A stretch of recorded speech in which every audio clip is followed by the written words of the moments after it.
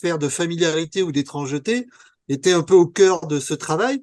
Mais moi-même, je n'étais pas conscient du rôle, je dirais, philosophique que ce thème d'ambiance ou d'atmosphère jouait dans mon propre travail. Et donc, c'est d'ailleurs à l'occasion d'un autre séminaire à l'université de Bordeaux que j'avais fait sur le nocturne, que je me suis vraiment attelé à cette question de l'atmosphère, parce qu'un étudiant était intervenu lors de ce séminaire et m'avait dit, mais au fond, qu'est-ce qui distingue l'expérience nocturne de l'expérience diurne? Ah, on cherchait comme ça des critères phénoménologiques pour distinguer. Et je lui ai dit, ben, en fait, c'est l'ambiance, voilà. Et qui est un terme tout à fait commun. Et puis, ça a déclenché en moi la volonté d'aller plus loin, plus profondément dans cette notion, parce que c'est une notion que j'utilisais dans mes travaux, mais de manière un peu sauvage, jamais totalement conceptualisée.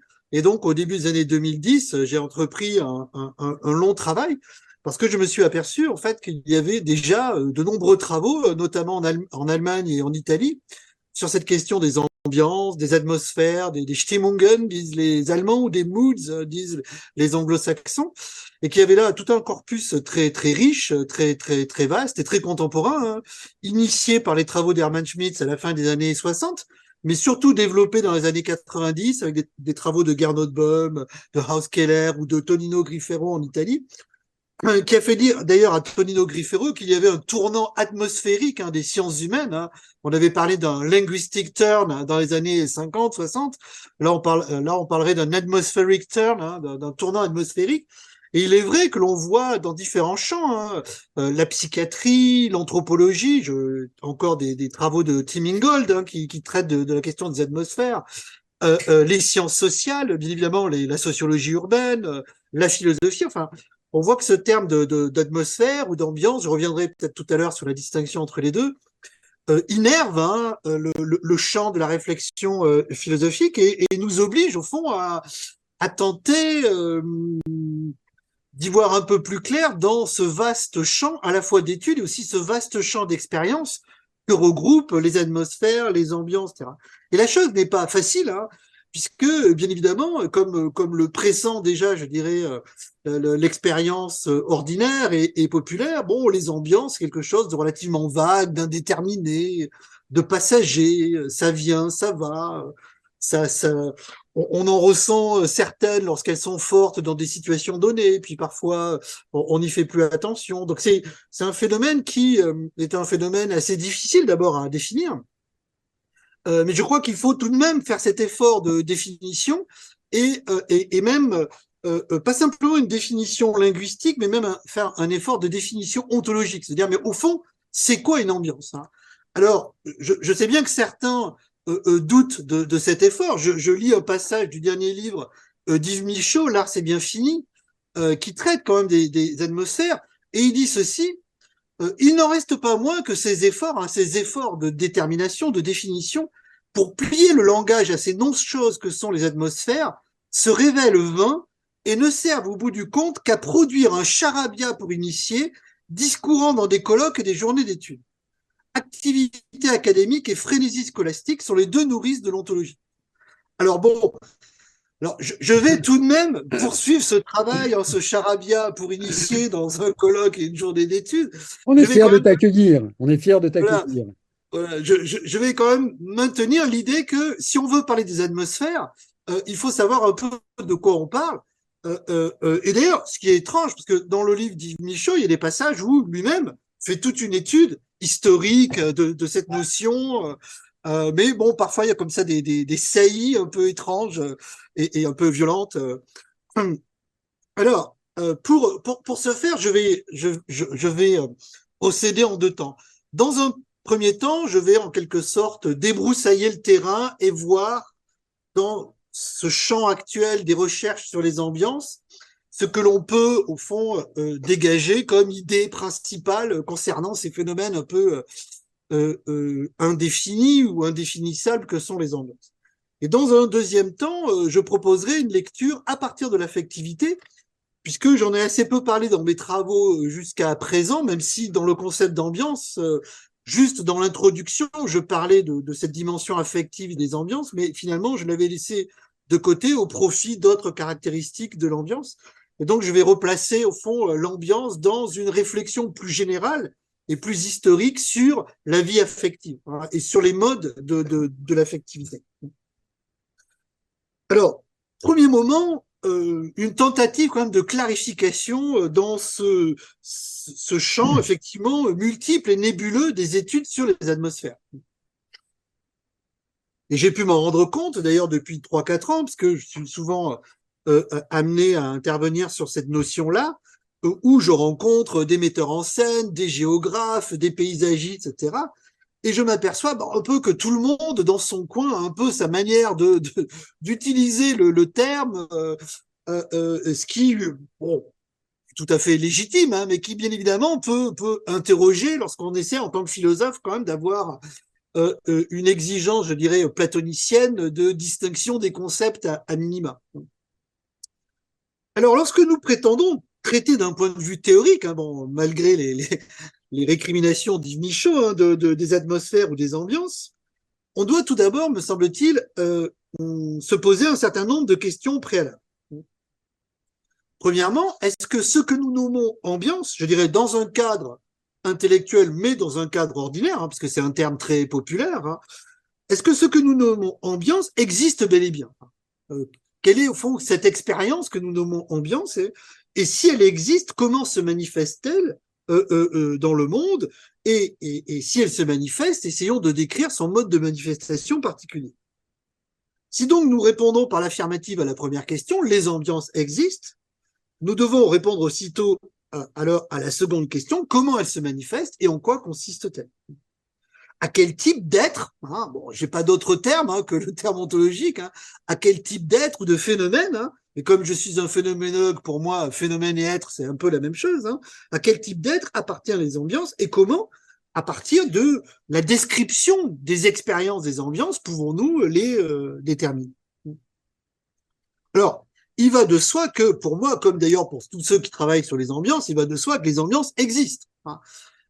Que les ambiances ne sont pas, au fond, des projections de notre esprit sur des situations, mais que les ambiances ont, en un sens, bon, ce que Gerdon Böhm appelle une quasi-objectivité, hein, mais qu'elles ont une réalité qui dépasse, au fond, un simple vécu subjectif qui pourrait être le nôtre et qui peut être partagé, qui peut même être perçu dans un environnement particulier. Si nous acceptons l'idée qu'elles existent, alors nous devons décrire leur mode d'existence, comment elles existent, comment elles se manifestent. Là encore, je remarque que le plus souvent, ceux qui s'intéressent aux ambiances ou aux atmosphères, et ils sont assez nombreux, je l'ai dit en préambule, hein, il y a une sorte de frénésie quand même des études, on peut dire atmosphériques contemporaines, je remarque que ceux qui traitent de cette question procèdent souvent à des descriptions assez communes et convergentes des ambiances. Que ce soit dans les textes de Gernot Böhm, de Tonino Grifero, de Jean-Paul Thibault, sociologue des ambiances en France, etc. Si on s'en tient à la manière dont les ambiances sont décrites, on s'aperçoit que la plupart des chercheurs décrivent à peu près de la même manière les ambiances. Ce qui est déjà un bon point, parce qu'il y a une sorte quand même je dirais, de consensus au moins descriptif. Les difficultés, en fait, apparaissent non pas tellement au niveau de la croyance dans l'existence, de la manière dont on les décrit, mais les difficultés arrivent, en fait, quand on va mobiliser un paradigme conceptuel pour expliquer ce que l'on décrit. Donc, s'il y a une relative unanimité dans les descriptions d'ambiance, et que les gens à peu près nomment ambiance la même chose, ou décrivent ces ambiances de la même manière, à savoir comme des sentiments diffus, liés à une situation, un lieu, qui semble nous envahir et qui semble motiver certaines réactions de notre part. Et même parfois, on peut décrire de manière encore plus précise, je le ferai plus tard, ces ambiances. Les difficultés commencent lorsque, à partir de ces descriptions, souvent d'ailleurs inspirées de récits d'expérience, voire de récits littéraires, hein, nous cherchons à expliquer, à théoriser ce que sont ces ambiances. À dire vrai, Yves Michaud, hein, dans son livre, voudrait s'en tenir là, voudrait se dire décrivons des ambiances, décrivons l'usage esthétique des ambiances et basta. Basta cosy, on s'arrête là. On n'a pas besoin d'aller dans une recherche de type ontophénoménologique pour vraiment définir l'être de ces ambiances. Donc il suffirait de s'en tenir aux descriptions. Dire au fond que les ambiances sont des phénomènes affectifs émanant de situations concrètes et nous affectant de manière plus ou moins profonde, cela nous suffirait. On n'aurait pas besoin, au fond, de poursuivre le travail d'enquête philosophique. Et on pourrait mettre entre parenthèses la question de l'être des ambiances et continuer à les nommer, voire à les étudier dans des contextes particuliers. Et d'ailleurs, lors des différentes journées d'études ou colloques auxquels j'ai assisté ces dernières années, avec des psychiatres, des metteurs en scène, des géographes, etc., c'est un peu aussi leur attitude. Peu importe de savoir vraiment ce que c'est, pour nous, ce sont plutôt des outils pratiques pour construire, comme diraient les situationnistes, des situations. Enfin, la situation de la scène, comprendre. J'avais participé à un colloque sur la question du littoral, comprendre l'ambiance du littoral par rapport à d'autres ambiances, que sont celles de la campagne ou de la vie à la montagne ou des villes, etc. Et donc souvent, chez chercheurs issus des sciences humaines, il y a une certaine réticence à vouloir comme ça aller dans la recherche ontophénoménologique. Ma conviction est cependant qu'on ne peut pas s'en tenir simplement au niveau descriptif et au niveau pragmatique. Pour quelle raison? Mais parce que, pour une raison simple, c'est qu'il n'y a pas d'étanchéité entre la pratique et la théorie. C'est-à-dire que la manière même dont nous vivons ces ambiances, la manière même dont nous les décrivons, dépendent déjà de la manière dont nous les pensons. Même décrire une ambiance, c'est utiliser certains termes qui ont un lien avec une histoire conceptuelle, avec l'histoire de notions, avec une sémantique conceptuelle, par exemple les concepts de milieu, les concepts de climat, les concepts d'aura, etc., qui font qu'on ne peut pas, comme ça, se dire laissons de côté l'histoire ou l'analyse conceptuelle et utilisons des outils qui sont à notre portée de la manière qui nous agrée. Ce serait formidable si on pouvait faire cela, mais le problème, c'est que déjà, lorsque nous décrivons une ambiance, nous prenons une position ontologique. Nous prenons une position conceptuelle les concernant. Le vocabulaire que nous utilisons est déjà tout à fait imprégné de cette histoire conceptuelle et donc de prise de position ontologique. Si on va parler, moi j'en parle plutôt à partir, disons, du courant phénoménologique auquel j'appartiens, c'est pas du tout le cas de Gernot Böhm, qui est plutôt au départ un philosophe de l'art, ou de Tonino Grifero, qui vient plutôt du pragmatisme. Donc, vous voyez, chacun va utiliser au fond des concepts liés à sa propre histoire intellectuelle et à l'histoire du courant philosophique dans lequel il appartient. Et je pense qu'il est nécessaire d'expliciter cet arrière-plan conceptuel et ontologique. Sinon, on aboutirait, à mon sens, à une situation un peu à la Lewis Carroll, Dumpty, où chacun, en fait, nomme ce qu'il a envie de nommer selon son désir ou sa propre histoire. Donc, que nous le voulions ou non, nous décidons déjà par avance, dans la manière particulière dont nous présentons et décrivons les ambiances, ce qu'elles sont. Aussi, afin d'éclaircir les présupposés sémantiques et ontologiques, nous devons, malgré nous, entrer dans l'arène ontologique, à savoir nous demander ce que sont les ambiances et comment et de quelle manière elles nous apparaissent. Alors c'est là où, je dirais, les conflits d'interprétation apparaissent. S'il y a une relative unanimité dans la reconnaissance de l'existence des ambiances, dans la manière à peu près équivalente de les décrire, les divergences apparaissent dans, au fond, l'explicitation conceptuelle des ambiances. À mon sens, dans cette nébuleuse dont je parlais des recherches ambientielles ou atmosphériques, trois théories se dégagent. Trois théories que je vais rapidement présenter. Que sont les ambiances? Un certain type du discours nous dit, au fond, les ambiances, c'est le résultat d'une projection, d'une humeur personnelle sur une situation. Attends. Ça, c'est la théorie projective ou ce que j'appelle jective. La deuxième théorie, c'est celle de dire l'ambiance n'est pas qu'une projection d'une humeur sur une situation. L'ambiance est, comme le dit Gernot Böhm, un Zwischenphénomène, un phénomène intermédiaire entre des objets en dehors de nous et des vécus en nous. Donc ce n'est pas une projection d'un vécu sur l'extériorité, c'est plutôt la conjonction, le mélange d'éléments objectifs et d'éléments subjectifs. Et au fond, la fusion des deux, c'est l'ambiance. L'ambiance est toujours à la fois objective et à la fois subjective, mais elle n'est ni totalement objective ni totalement subjective, elle est toujours un peu des deux. C'est au fond la position de l'ambiguïté ou de la conjonction qui est la deuxième théorie.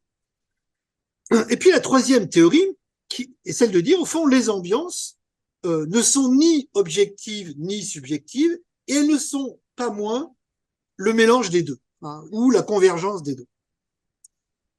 Dans le premier cas, nous posons alors l'ambiance comme la projection d'une humeur d'un sujet sur la situation spatio-temporelle dans laquelle il se trouve.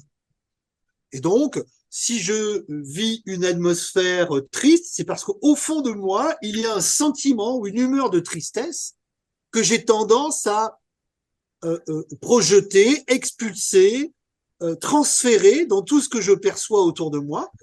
Et donc, il y a, comme le disaient d'ailleurs déjà les philosophes du XVIIIe siècle, une coloration affective de ce qui m'entoure à partir de cette humeur. Ici, bien que l'ambiance apparaisse liée à une situation, elle ne dépend pas de cette situation, puisqu'elle dépend essentiellement de l'humeur interne du sujet qui va projeter ou non sur la situation ce contenu affectif particulier. Et donc, la subjectivité affective déteindrait sur la perception du monde extérieur et colorerait celui-ci. Dans le concept d'ambiance, j'ai montré que, par exemple, les travaux de Maine de Biran ou au fond de diaristes comme Amiel relèvent, ou même, par exemple, les romanciers comme Alain Fournier, etc., relèvent de cette théorie projective. C'est quoi une atmosphère? En fait, une atmosphère que l'on prend pour une qualité de la situation n'est rien d'autre qu'une projection inconsciente de notre propre vécu sur cette situation. Au lieu de ressentir l'humeur comme étant la sienne, au fond, l'humeur se projette et par une sorte de fusionnement empathique, mais on peut dire même contre-empathique, puisque là, il ne s'agit pas de sentir ce que l'autre sent, mais il s'agit de sentir l'autre comme ce que je sens moi-même, en fait. C'est ça, en fait, la projection. Donc je ressens ce sentiment spatial d'ambiance dont je n'aperçois plus l'origine subjective. En tout cas, l'ambiance dans ce cas-là n'appartient pas à la situation, elle n'est que cette situation filtrée, interprétée à travers, on pourrait dire, les lunettes colorées de l'humeur personnelle. En dépit du fait que l'ambiance semble être celle de la situation et non celle du sujet, en fait, elle appartient bien au sujet, qui ne s'aperçoit pas que s'il voit la situation ainsi, c'est parce que c'est lui-même qui projette cette situation. Et d'ailleurs, je dirais, dans nos relations interpersonnelles, nous avons tendance à quelqu'un qui voit tout en noir, de lui dire, mais non, ce n'est pas le monde qui est noir, etc. C'est toi simplement qui as tendance à projeter tes propres humeurs sur le monde et à vivre dans une atmosphère, on pourrait dire, lugubre, alors qu'en fait, rien dans la situation objective qui t'entoure n'est foncièrement lugubre. Alors bien évidemment, la difficulté de ce modèle-là de la projection, c'est d'expliquer le décalage entre, au fond, l'origine subjective de cette ambiance et le fait qu'on ne l'aperçoit pas comme subjective, qu'on l'attribue à la situation autour de nous. Le second cas, celui du mélange ou de la convergence, cherche à mieux rendre compte de la phénoménalité spécifique des ambiances, posées comme des affects de situation, en considérant que celles-ci, en fait, ne sont pas le résultat d'une projection subjective, mais découlent plutôt de la rencontre entre d'un côté des éléments objectifs, lumière, matière, air, etc., les sons, les odeurs, enfin, certaines qualités de ce qui nous entoure, et de l'autre, des sentiments personnels ou des humeurs personnelles, comme la tristesse, la joie, la nostalgie, la colère, etc. Ici, l'ambiance n'est pas la projection d'état interne vers le monde, teintant le monde de sa tonalité propre, mais l'ambiance est la conjonction entre l'affectivité interne et certaines qualités mondaines, certaines qualités objectives des situations. Cette théorie de la conjonction, qui est celle de Gernot Böhm, qui dit au fond, c'est ça le Zwischen-Phénomène, c'est ni subjectif ni objectif, mais c'est un peu des deux. Cette théorie de la conjonction a tendance à insister sur le fait que les ambiances sont à la fois subjectives et objectives, sentimentales et spatiales, bref, qu'elles sont ambiguës, comme je dis. Il y aurait en elles quelque chose qui relèverait de l'ambiant, de ce qui nous entoure, et quelque chose qui relèverait de l'affect. L'ambiance, ce serait à la fois la conjonction du spatial et du mental. Alors, ce postulat de l'ambiguïté, qui est au fond le postulat quand même dominant chez les chercheurs des ambiances, que ce soit Böhm, Griffero et autres, ce postulat de l'ambiguïté, Griffero a écrit un petit livre qui s'appelle Quasi Things, enfin en italien Quasi Cause, et donc quasi-choses, pour dire voilà, c'est pas des, ce sont des quasi-choses et des quasi-vécus, mais en fait c'est surtout le mélange des deux.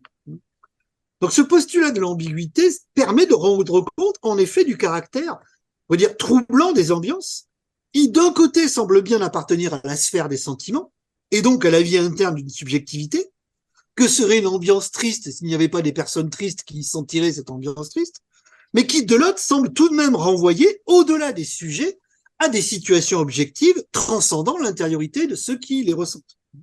Donc les partisans de la conjonction, de l'ambiguïté, au fond, cherchent à gagner un peu sur les deux tableaux, le tableau de la subjectivité sentimentale et le tableau de la quasi-objectivité des ambiances, en disant que les ambiances, au fond, c'est un peu des deux. Elles naissent de la rencontre entre un sujet ému et un contexte objectif, au point de fondre les deux dans une expérience qu'on nommerait ambiance.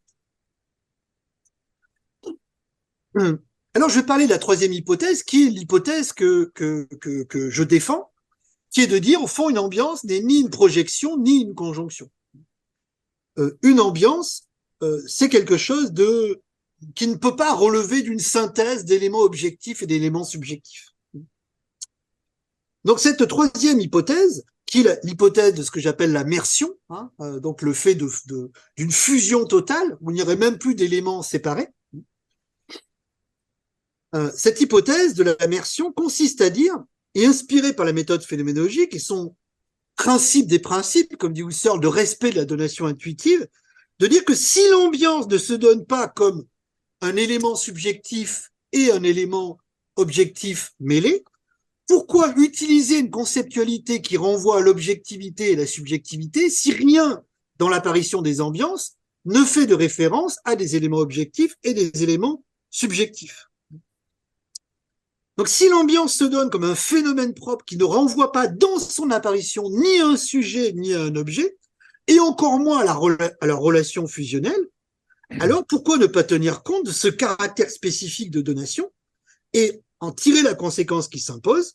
L'ambiance comme phénomène n'est ni jective ni conjonctive. C'est d'ailleurs ce que fait Gernot Böhm, dont j'ai relu les textes pour préparer cette conférence. Et ce qu'il fait, enfin, de manière ambiguë, pas l'ambiguïté ontologique de l'ambiance, mais cette ambiguïté qui est celle-ci, tantôt il décrit l'ambiance comme étant ni subjective ni objective, en disant c'est autre chose, c'est un Zwischen-Phénomène, c'est un phénomène qui est entre les deux, mais on ne peut pas le réduire ni à l'un ni à l'autre. Tantôt, au contraire, il a besoin de retrouver la distinction entre objectivité et subjectivité pour penser les ambiances ou les atmosphères. Par exemple, dans ses travaux, il fait une distinction entre l'atmosphère, qui serait, elle, ressentie subjectivement, de ce qu'il appelle l'élément atmosphérique, qui serait, par exemple, le crépuscule, une certaine luminosité du moment de la journée, qui pourrait ou non provoquer en nous une atmosphère, mais qui n'est pas réductible à l'atmosphère.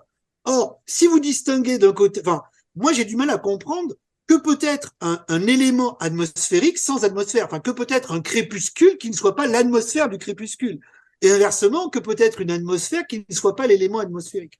Donc je crois qu'il y a quand même dans ce courant philosophique, et c'est la même ambiguïté que j'ai repérée dans les travaux de Tonino Griffero, il y a une autre ambiguïté qui est en fait l'ambiguïté entre deux niveaux de description. Tantôt on décrit l'ambiance comme n'étant ni subjective ni objective, tantôt on sort de l'élément descriptif pour utiliser un modèle explicatif qui renvoie à la subjectivité et à l'objectivité.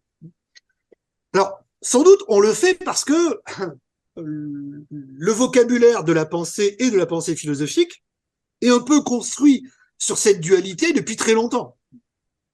Et que, bien évidemment, il y a là, dans notre tradition conceptuelle, je dirais, un cadre de pensée qui est très utile, hein, qui est celui justement de distinguer entre ce qui se relèverait de l'objectivité ou de l'extériorité mondaine, ce qui relèverait au contraire de la sphère des vécus, et que ce cadre-là, au fond, a prédéterminé la manière dont nous pensons, sentons, et qu'il va de soi que même lorsqu'on est face à des phénomènes comme les ambiances qui ne semblent pas renvoyer à ce cadre, bah, patatras, on utilise au fond ce cadre pour quand même rendre compte de ces phénomènes.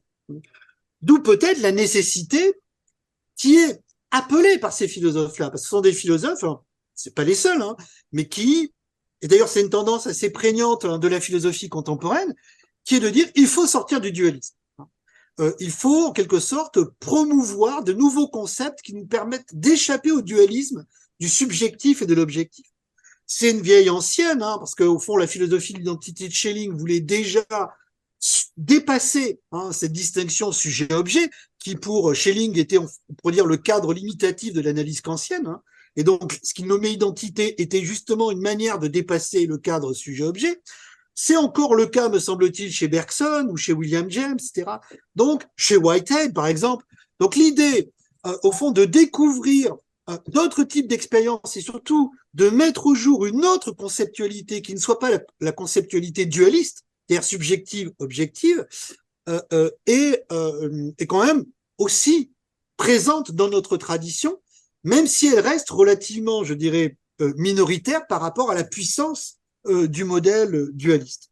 Alors, il me semble que l'analyse des ambiances pourrait être une manière pour nous de justement œuvrer à ce dépassement du dualisme et de chercher des concepts qui n'aient plus la facilité de retomber sur les pattes de la distinction sujet-objet, mais d'essayer de décrire les ambiances comme des phénomènes, comme des expériences, hein, qui ne relèvent plus de cette logique, ni de la dualité, ni de la conjonction.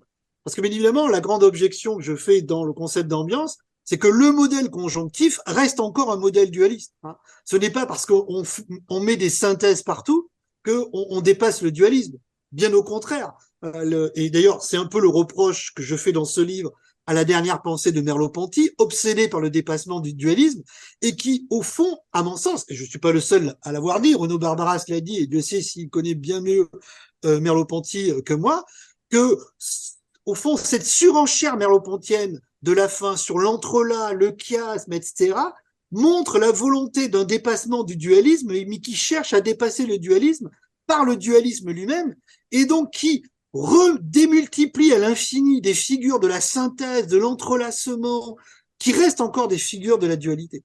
Donc le vrai dépassement du dualisme, c'est pas la synthèse. Hein. La synthèse reste encore, au fond, analytique. La synthèse repose encore sur la distinction, puisque la synthèse ne peut lier que ce qui a été d'abord séparé. Et donc, à mon sens, une vraie pensée de l'ambiance doit sortir du schéma analyse-synthèse. Et je crois qu'on a, je l'ai dit, quand même des ressources dans l'histoire philosophique, notamment le bergsonisme. Toutes les philosophies du continuum temporel, qui sont différentes des philosophies de l'atmosphère, mais en un sens, elles recherchent aussi une langue et des concepts qui vise à sortir de la dualité, notamment à des concepts qui vont décrire le continuum comme continuum, sans d'emblée le découper à partir de catégories dualistes, comme d'un côté les vécus et comme de l'autre des propriétés objectives. Et donc cette troisième hypothèse, hein, l'hypothèse ni projective ni conjonctive, doit, et j'espère c'est plus qu'un devoir, c'est un fait, s'inspirer de cette pensée anti-dualiste du continuum. Parce que, bien évidemment, qu'est-ce qu'une ambiance? C'est un continuum d'expérience. Hein. Quand je suis dans une ambiance, je n'ai pas, au fond, je ne ressens pas la dualité entre ce que je ressens et l'ambiance elle-même. Je suis l'ambiance, elle me traverse, il n'y a pas de dualité à faire. Il n'y a même pas de dualité à faire entre la situation ambientielle et l'ambiance que je ressens. C'est la même chose. Husserl décrit plusieurs reprises, par exemple, l'ambiance d'une cérémonie à l'église, hein, et le sentiment persistant de cette ambiance. Dans ce cas-là, on peut pas dire que l'ambiance soit l'église ou moi, ou la conjonction des deux, peu importe. Ce que je ressens, quand je ressens l'ambiance, par exemple, solennelle ou sacrée lors d'une cérémonie, ce n'est rien d'autre qu'un continuum d'expériences affectives qui m'enveloppe comme ce continuum enveloppe ou est censé envelopper, selon moi, toutes les autres personnes présentes dans ce lieu et à ce moment-là. Donc, si on est fidèle au phénomène, c'est-à-dire si vraiment on est phénoménologue, c'est-à-dire si on tente de dire que tout ce que l'on doit dire doit être justifié par la manière dont les phénomènes apparaissent, et si on ne peut pas se permettre de propositions philosophiques qui excèdent la donation phénoménale, donc si on est vraiment fidèle à la donation phénoménale, à ce qui apparaît, alors comme les ambiances n'apparaissent ni comme objectives, ni comme subjectives, et encore moins comme la synthèse des deux, parce que j'ironise souvent cette idée, c'est une relation sans termes reliés. Mais alors là, j'avoue, j'ai beau tourner depuis des années et des années ce terme dans ma tête, je ne vois pas ce qu'est une relation sans termes reliés. Enfin, que peut être une relation s'il n'y a pas de termes reliés. S'il y a une relation sans termes reliés, c'est qu'il n'y a pas de relation, il y a une présence, point. Pourquoi encore parler de relation si la relation ne relie pas des termes reliés? Donc si on sort du dualisme, c'est-à-dire des termes séparés, alors on sort de la relation. On doit sortir aussi de l'idée de relation. Au profit de quoi? Mais au profit de nouveaux concepts comme ceux de présence, de continuum, ou d'ambiance, si on donne justement une valeur affective à cette continuité. Donc si on est fidèle au phénomène, à savoir à la manière dont les ambiances vous apparaissent, alors on doit les comprendre comme des phénomènes irrelatifs, non relatifs. C'est-à-dire non dualistes et non relatifs. Elles ne renvoient pas ni d'un côté un sujet, ni de l'autre à un contexte objectif, ni encore moins à leur introuvable relation. Quand je ressens une ambiance, je ne ressens pas une relation. Je peux ressentir des relations. Quand je vis un sentiment intentionnel, c'est-à-dire quand j'aime quelque chose ou quand je déteste quelque chose, je sens la relation que j'ai avec cette chose. C'est-à-dire avec l'objet désiré ou l'objet haï. Là, j'ai bien, dans la manière même dont le sentiment intentionnel se manifeste à moi, j'ai le sentiment de la relation. Mais dans l'ambiance, je n'ai pas ce sentiment de relation. Donc, si la relation n'apparaît pas comme un caractère phénoménal de l'ambiance, pourquoi diable maintenir ce vocabulaire dualiste et relationniste de la pensée? Alors, mais pour faire cela, je crois, c'est-à-dire pour adopter ce troisième point de vue, je crois qu'il faut se convertir à la phénoménologie. Peut-être, je ne l'ai pas assez dit dans le concept d'ambiance, mais même si j'ai intitulé, le sous-titre s'appelle éco-phénoménologie, je crois qu'on ne peut pas totalement, aboutir à ce point de vue, ni projectif, ni conjonctif, si on ne se place pas d'emblée dans une attitude phénoménologique, c'est-à-dire dans une attitude qui s'interdit de comprendre un phénomène à partir d'éléments qui n'apparaissent pas en lui. Alors bien sûr, les éléments conceptuels n'apparaissent pas dans le phénomène. Dans l'ambiance, il n'y a pas le concept d'ambiance. Donc on est toujours, bien évidemment, obligé d'utiliser des concepts pour décrire des expériences à partir d'expériences qui ne sont pas des expériences conceptuelles. Mais je crois qu'il n'est pas impossible de dire les phénomènes et que c'est bien là le sens d'ailleurs de la phénoménologie, et que la dimension analytique peut être dépassée par un discours du phénomène qui ne renvoie pas à ce cadre dualiste et relationniste. Alors bien évidemment, la difficulté, c'est que cette approche descriptive phénoménologique doit également refuser l'approche causaliste. Très souvent, dans les analyses que l'on trouve dans les sciences humaines concernant l'ambiance, l'approche est causaliste. C'est-à-dire, on procède ainsi pour comprendre ce qu'est un phénomène d'ambiance. On va se dire, donc l'ambiance est la réaction subjective des individus à des situations objectives, et ces situations objectives agissent sur ces individus par le biais de déterminations causales. Et donc dans ce cas-là, ces penseurs, qui souvent d'ailleurs sont liés à des projets pratiques, notamment en sociologie urbaine, de repenser le métro, de repenser l'éclairage des parkings, de repenser. J'avais lu un travail sur les quais de Fortaleza au Brésil, parce que c'était un quartier un peu malfamé, donc il fallait redonner une ambiance de sécurité, de convivialité, etc. Que fait-on? On a une conception purement causaliste. On va se dire, bah, utilisons certains éléments objectifs, la lumière, le son, une certaine vision, par exemple, de l'espace, etc., où il n'y a pas d'espace confiné, où on a un sentiment de vastitude, etc., pour Fortaleza. Et puis, tout cela combiné produira nécessairement une atmosphère de quiétude, de convivialité, etc. Alors que, bien évidemment, si l'éclairage n'est pas là la nuit, si il n'y a que des petites ruelles où on ne voit pas l'horizon, etc., ça créera un sentiment d'insécurité ou autre. Donc très souvent, la réflexion sur les ambiances accepte de se placer au niveau d'une analyse causale et explicative de ce qu'est une ambiance en se disant l'ambiance n'est que le résultat, on pourrait dire superficiel, de tout un processus physiologique et objectif, et donc dans ce cas-là, on peut intervenir sur ces paramètres. Parce que bien évidemment, à partir du moment où on comprend que les ambiances sont le produit d'une activité causale, on peut, en modifiant cette activité causale, produire ad libitum les ambiances que l'on veut. Et donc, dans ce champ des études atmosphériques, on a de nombreuses réflexions de paysagistes, d'urbanistes, de metteurs en scène qui se disent, bah, alors, il faut connaître un peu les lois de relation entre tel son, telle lumière, tel décor, et puis tel affect que l'on veut produire. Et donc là, il y a une sorte de bricolage artisanal où on se dit, bah, si on fait ça, bah, ça va produire telle ambiance. Si on fait ceci, ça va produire telle autre ambiance, etc.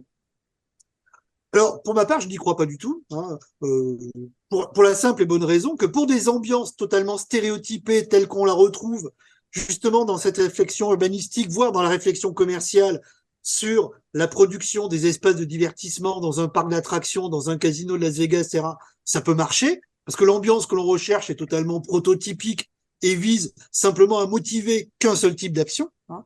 Mais si on est un peu plus exigeant sur l'expérience ambientielle et sur le type d'atmosphère que l'on veut vivre, là j'ai lu dernièrement un petit texte de Julien Gracq qui s'appelle La Maison. Comment voulez-vous rendre compte de l'ambiance de ce texte à partir de cette analyse causale? C'est un petit récit qui se déroule pendant la Seconde Guerre mondiale où le narrateur, qui est sans doute Julien Gracq lui-même, traversant sa région de Touraine en bus, voit une maison isolée au fond de la forêt, et puis est fasciné par cette maison, il décide d'y aller, puis il découvre des choses un peu étranges, etc. Et tout le texte est imprégné par une ambiance très particulière, à la fois d'inquiétude, d'aventure. On est pendant la guerre et pendant l'occupation, avec, à un moment donné, il entend des tirs de chasse, il ne sait pas si ce sont des chasseurs ou si c'est vraiment, je sais pas, la Gestapo ou l'armée allemande, etc. Donc, comment voulez-vous rendre compte de l'ambiance si spécifique de ce texte à partir, enfin, d'ailleurs, vous ne pouvez pas la reproduire, vous ne pouvez pas faire, je ne sais pas moi, un parc à thème sur la maison de Julien Gracq. Vous n'allez pas reproduire cette ambiance dans une salle, etc. Mais c'est pas, enfin, c'est pas tout à fait humoristique parce que dans la muséographie, il y a ce qu'on appelle les period rooms, c'est-à-dire comment, par la scénographie, produire l'impression ambientielle d'une époque dans un musée en reproduisant par les meubles, par la musique, par la lumière, au fond, les impressions d'époque, ou même dans les écomusées. Souvent, on a ce travail, on peut dire, atmosphérique. Alors, j'avance un petit peu parce que le temps passe, je ne voudrais pas être trop long. Au fond, les ambiances sont, pour moi, je crois, des phénomènes continus et des phénomènes indivis qui, comme l'a duré chez Bergson, souffrent assez peu une compréhension analytique, les divisant en éléments et en relations. Donc, il s'agit donc de penser, ce qui est très difficile à penser, parce que bien évidemment, toute notre tradition est une tradition de la médiation. Il s'agit de penser le simple, l'immédiat, le continu, l'atmosphérique, et pour ce faire, bien évidemment, il faut aller à l'encontre de toute la richesse et la noblesse de la pensée de la relation, de la pensée des médiations, notamment chez Hegel. Vous vous rappelez au début de la phénoménologie de l'esprit, cette critique chez Hegel de l'immédiat. L'immédiat, au fond, c'est rien. C'est superficiel, etc. Parce que l'immédiat, soit lui-même n'est rien d'autre que des médiations que l'on ne connaît pas, soit si l'immédiat est réduit à l'immédiat, il n'est presque rien Ce n'est que la sensation brute, l'ici et maintenant, qui disparaît, alors même qu'on cherche à le saisir, etc. Donc, contre cette tradition hegelienne de la médiation en majesté, je crois qu'il faut réhabiliter le concept d'immédiateté, de continuum, de simple, l'idée du simple. Et je crois que les expériences ambientielles ou atmosphériques relèvent justement de ce type d'expérience qui ne souffre pas la décomposition analytique et la recomposition synthétique. Et donc, on doit chercher des outils philosophiques respectant au plus près le mode de donation des ambiances et leur valeur affective. Alors, j'en viens maintenant à cette dimension affective que j'avais un peu annoncée dans le préambule. Si les ambiances sont des phénomènes autonomes, distincts, pour dire, d'éléments purement objectifs comme les lumières, les sons, les odeurs, mais distincts aussi de certains types de vécus, comme les sentiments ou les humeurs, pour autant, ce sont des phénomènes affectifs. Et donc, je vais essayer de creuser ce point qui peut sembler un peu contradictoire, parce que comment parler d'affectivité si on ne renvoie pas à la subjectivité? Comment autonomiser d'un côté l'ambiance d'éléments objectifs et d'éléments subjectifs et en même temps affirmer leur caractère affectif? Alors, c'est un peu, je dirais, cet exercice de jonglerie ou d'acrobatie que je vais faire devant vous, en tout cas de manière purement conceptuelle. Alors, tout d'abord, il faut indiquer très rapidement que la notion même d'atmosphère ou d'ambiance, dans son apparition historique, soit celle de l'atmosphère comme métaphore, soit de l'ambiance vraiment comme une notion propre à la fin du XIXe siècle en France, ces notions apparaissent d'emblée dans une dimension affective. Bon, lorsqu'on regarde tous les registres sémantiques, et de nombreux philologues se sont intéressés au concept d'ambiance, de mood, de Stimmung, etc., tous les registres sémantiques renvoient continuellement à la sphère affective. Donc il ne peut pas y avoir d'ambiance sans affect. Et d'ailleurs, une compréhension non affective d'une ambiance n'est pas une ambiance. D'ailleurs, on peut tout à fait comprendre ce qu'est une ambiance sans y participer affectivement. C'est Max Scheler distingué aussi. Il peut y avoir une sorte de relation empathique avec le sentiment d'autrui sans pour autant ressentir le sentiment d'autrui. Donc il y a une compréhension empathique, vous comprenez l'affect, mais vous ne le partagez pas. Pour l'ambiance, c'est la même chose. Vous pouvez comprendre ce qu'est une ambiance. Donc, vous pouvez, je sais pas, vous retrouver dans une fête, etc., et puis vous n'êtes pas d'humeur à faire la fête, et donc vous êtes plutôt triste, mélancolique, ou en colère, ou irrité par ceci ou cela. Vous voyez très bien autour de vous l'ambiance festive, à différents éléments d'ailleurs expressifs. Pour autant, vous ne participez pas à cette ambiance festive. Donc, laissons de côté une compréhension non affective des ambiances, qui n'est pas une ambiance. Dans ce cas-là, bien évidemment, vous n'êtes pas dans cette ambiance-là. Et d'ailleurs, vous n'êtes pas dans une ambiance. Donc, le caractère affectif, d'ailleurs, est tellement prégnant que les premiers penseurs à s'accaparer ou s'approprier la notion d'ambiance et d'atmosphère sont les psychiatres.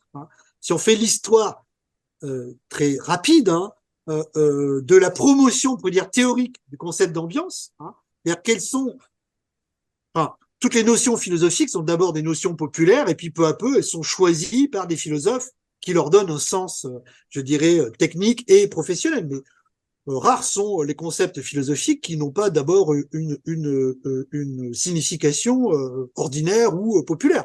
Certes, il peut y avoir quelques néologismes ici ou là, mais la plupart du temps, le vocabulaire philosophique n'est pas un vocabulaire technique.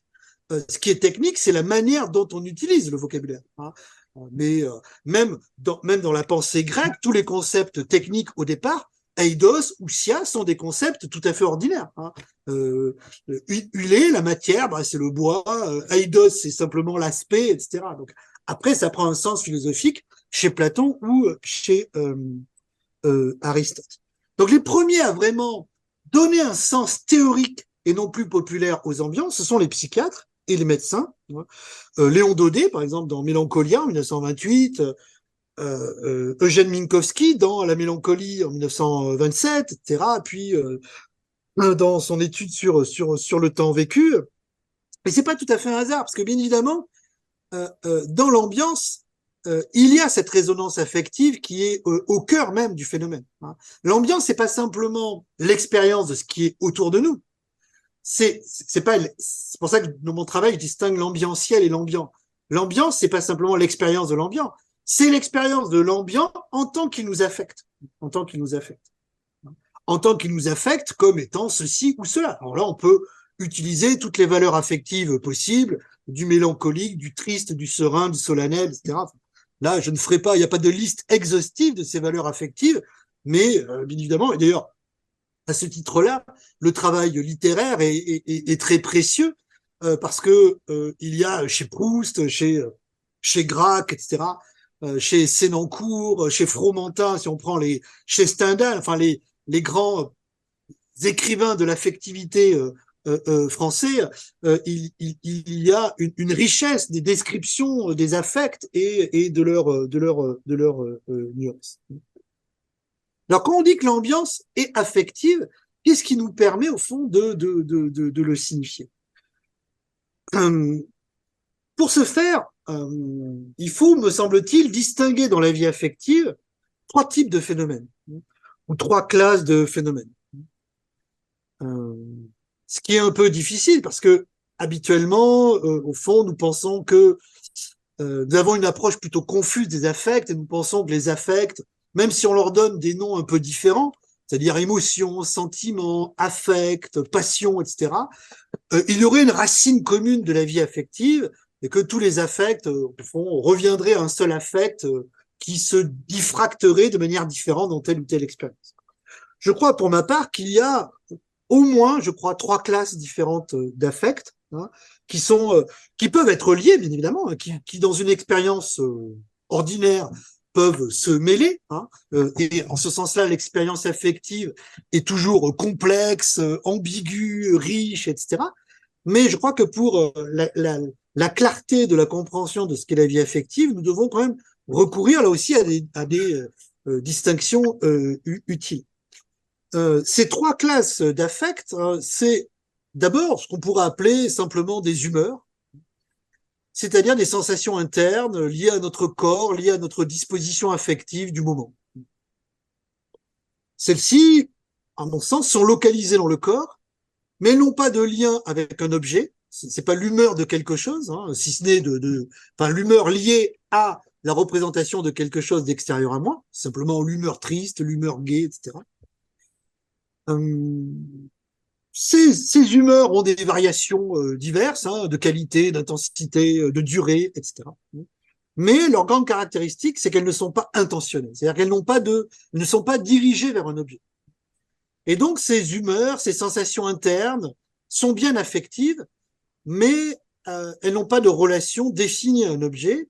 Et en tant que telles, elles ne relèvent pas de la deuxième classe que on pourrait nommer les sentiments au sens large, c'est-à-dire au fond toute la classe des affects qui sont eux dirigés vers un objet et qui peuvent être d'ailleurs dirigés soit explicitement vers un objet, soit implicitement. C'est-à-dire vous pouvez avoir une pulsion sentimentale vague hein, où l'objet n'est pas encore défini.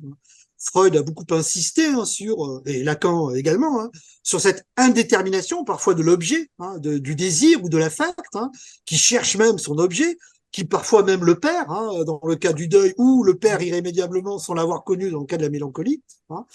Mais je crois qu'il y a dans cette deuxième classe d'affects, ce que j'appellerais les affects intentionnels, qu'on pourrait nommer des sentiments, c'est-à-dire au fond, des manifestations de la vie affective qui sont toujours liées à l'objet. Hein. Aimer, c'est aimer quelque chose, hein, une personne, une qualité, comme dirait Pascal, on n'aime jamais une personne, mais plutôt une qualité, hein, ou un état de choses, hein, un moment je sais pas, moi, par exemple, le vendredi soir arrive, c'est sans doute le moment préféré pour moi de la semaine. Enfin, j'ai toujours, depuis tout petit, j'ai trouvé une qualité très spécifique à ce moment-là, et c'est toujours un moment très très très plaisant hein, le vendredi soir. Je ne sais pas pourquoi, mais c'est vraiment entre 6 heures Ça et arrive. 9 heures. On y est bientôt. Oui, oui, oui, oui, c'est pour ça que je me réjouis même à l'avance. Oui, déjà. Donc, donc deuxième classe d'affect, les sentiments. qui, eux, ne sont pas internes au sens où ils ont toujours la relation à quelque chose qui ne peut pas être localisé en nous, hein, dans notre corps. Par exemple, l'objet haï ou l'objet aimé, bah, il est pas dans votre bras, il n'est pas dans votre ventre, etc. Alors que bien évidemment, une sensation affective, hein, ou une humeur, elle peut avoir une localisation. Alors certes, il peut y avoir une humeur générale, hein, c'est bien d'ailleurs celle que l'on interroge le matin quand on rencontre quelqu'un, quand on dit comment vas-tu, hein. Bah, quand on lui demande comment vas-tu, en fait, on renvoie à cette première classe de la vie affective, c'est-à-dire à celle des humeurs. On renvoie pas aux sentiments intentionnels, hein, mais on renvoie aux affects sans objet. Alors que les sentiments, eux, ont une intentionnalité très spécifique et d'ailleurs assez complexe, hein, à déterminer, parce que, bien évidemment, cet objet peut être plus ou moins explicite, cet objet peut être combiné à un autre objet. Vous pouvez, en fait, vous pouvez aimer un objet, mais vous pouvez surtout aimer quelque chose à propos d'un objet. Donc, en fait, il y a toujours, Husserl s'est beaucoup intéressé à cette duplicité de l'objet, du sentiment intentionnel, où, en fait, là encore, on n'aime pas quelque chose nécessairement, on aime quelque chose à propos de quelque chose. Hein. C'est-à-dire le fait qu'il se comporte comme ceci ou comme cela, etc. Et puis la troisième grande classe des affects, qui a souvent été négligée dans la philosophie de l'affectivité, qui depuis le milieu du 19e siècle quand même est dans un essor continuel, hein, sans doute que des philosophes anglais ou même Nietzsche ou Feuerbach ont donné quand même un grand mouvement pour s'intéresser à la vie affective. Ça a été poursuivi au début du 19e siècle. Bah, je citais William James, Max Scheler, Husserl, d'autres, Merleau-Ponty, etc. Donc depuis un siècle et demi, hein, nous avons une grande littérature, hein, concernant la vie affective, hein, littérature qui d'ailleurs essaie de contredire les deux grands handicaps qui étaient souvent martelés au XVIIe, XVIIIe siècle, hein, c'est-à-dire l'absence d'approche théorique de l'affectivité et l'handicap pratique que l'affectivité imposait sur, par exemple, sur la vie rationnelle, etc., comme un obstacle à la vie morale ou autre. Mais dans cette tradition de la philosophie de l'affectivité, on ne voit pas poindre, hein, cette troisième classe. Souvent, cette tradition de la philosophie de l'affectivité en reste à la dualité que j'ai signalée, c'est-à-dire soit des affects non intentionnels internes, soit des affects intentionnels, comme les désirs, les pulsions, les instincts ou les sentiments, qui eux sont toujours dirigés vers quelque chose. Donc au fond, entre deux grandes classes, les affects non intentionnels et les affects intentionnels. Alors les ambiances, me semble-t-il, c'est une troisième classe d'affects, hein, c'est une troisième forme, hein, de la vie affective ou de phénomène affectif qui se distingue des deux.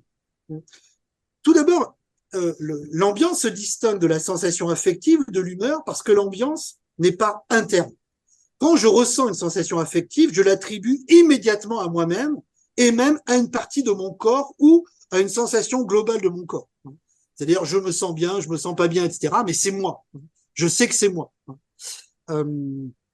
Alors que l'ambiance, la grande caractéristique de l'ambiance, c'est que le contenu phénoménal de l'ambiance ne renvoie pas immédiatement à ma propre expérience, renvoie à la situation. C'est le moment que je suis en train de vivre dans l'église, hein, pour reprendre l'exemple de Husserl, qui est solennel et sacré. C'est pas mon humeur de ce moment-là. Donc, l'ambiance se distinguerait des sensations affectives ou des humeurs par ce caractère non interne, hein, ou non localisable dans mon propre corps. Hein. Les ambiances, en quelque sorte, me font sortir, hein, de ma prison affective corporelle, hein, me transcendent cette vie affective interne en me faisant sentir des affects que je nommerais de situations. Ce sont les situations qui sont porteuses de ces valeurs affectives, ce n'est pas moi. Est-ce à dire alors que les ambiances sont plus proches des sentiments intentionnels? Bah, non plus. Hein.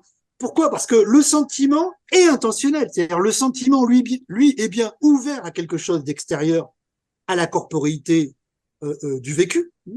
Mais ce mode de la relation à l'extériorité, c'est l'intentionnalité. C'est-à-dire qu'il vise, le sentiment vise quelque chose. Hein. Il est relié à quelque chose. Alors que l'ambiance est bien, au fond, une présence affective de l'extériorité, de ce qui m'entoure, hein, pour envoyer à l'étymologie même d'ambiance, hein, l'ambe ou l'amphi grec, hein, donc, ce qui veut dire des deux côtés, ce qui m'entoure. Donc ça renvoie bien à ce qui m'entoure, mais pas sur le mode d'une relation intentionnelle. Hein. Quand je suis dans une ambiance, je ne vise pas quelque chose. Je viserai quoi? Hein. Il n'y a pas d'objet. Hein. Pourquoi il n'y a pas de visée? Parce que précisément, il n'y a pas de distinction entre moi et la situation. Pour qu'il y ait une relation intentionnelle, il faut bien qu'il y ait une dualité entre d'un côté le vécu intentionnel et de l'autre l'objet intentionné. Alors que dans l'ambiance, il n'y a pas une telle dualité et donc il n'y a pas de telle relation. Donc au fond, l'ambiance ne peut pas être une expérience corrélative. C'est pas c'est pas l'expérience de la corrélation entre un vécu et son objet. Donc les ambiances, on pourrait dire, ne sont pas intentionnelles comme les vécus internes, les sensations affectives, mais ne sont pas internes, pardon, ne sont pas intentionnelles comme les sensations, pardon, les sentiments, mais ne sont pas internes comme les sensations affectives. Donc il y aurait une troisième classe d'expériences affectives, de phénomènes affectifs, qui, au fond, briserait la dualité dominante dans les écrits sur l'affectivité des sensations non intentionnelles et des sentiments intentionnels au profit d'expériences non pas de l'immanence ou de la transcendance, mais plutôt de quelque chose même qui casserait la distinction entre immanence et transcendance. Dans un texte sur Augustin Berg, j'ai repris son terme de médiance, ce qui parle de médiance, c'est-à-dire plutôt un sentiment du milieu de ce qui nous entoure, qui n'est ni... Parce que bien évidemment, immanence et transcendance restent encore des concepts dualistes. Donc il suffit pas de dire que l'ambiance nous ouvre à. En fait, elle ne nous ouvre pas à. Parce que nous ouvrir à, ce serait présupposer que nous soyons enfermés dans notre affectivité, que tout d'un coup, il y aurait des fenêtres qui s'ouvriraient sur le monde extérieur, que seraient les ambiances. Non, les ambiances ne nous ouvrent pas à. Les ambiances nous plongent dans quelque chose qui est présent avant nous et dont nous ressentons. Nous ressentons quoi? Ben, il me semble qu'il y a trois grandes caractéristiques des ambiances. D'abord, leur ton spécifique, leur caractère spécifique. C'est-à-dire, est-ce que c'est les ambiances mélancoliques, tristes, joyeuses, sereines, conviviales, angoissantes, hostiles, inquiétantes, etc. Deuxièmement, il y a ce que je nommerais leur relief, c'est-à-dire leur intensité. Est-ce que ce sont des ambiances plus ou moins marquées, ce qui fait que parfois, on n'a pas le sentiment de ressentir cette ambiance, si ce n'est qu'après coup, que l'on retrouve au fond cette dimension atmosphérique du moment. C'est typique par exemple des réminiscences proustiennes, où l'ambiance est non pas vécue sur le moment, mais revécue après coup dans la réminiscence. Et je crois d'ailleurs que la réminiscence proustienne relève de l'affectivité de l'ambiance et ni des sensations organiques, ni des sentiments intentionnels, et que ce que Proust décrit, je sais pas moi, les aubépines, les clochers de Martinville, etc., bon, la fameuse Madeleine, les pavés de la cour des Guermantes, etc. Tout ça sont des retours d'expérience ambientielle, et non pas des sentiments. Le sentiment de quoi? C'est peut-être très vague, et c'est pas des pures sensations internes. Donc il y a comme cela, deuxièmement, un relief de ces atmosphères, c'est-à-dire des variations d'intensité. Et troisièmement, il y a ce que je nommerais une amplitude. Il y a soit une amplitude spatiale, selon le modèle de l'expansion et de la contraction.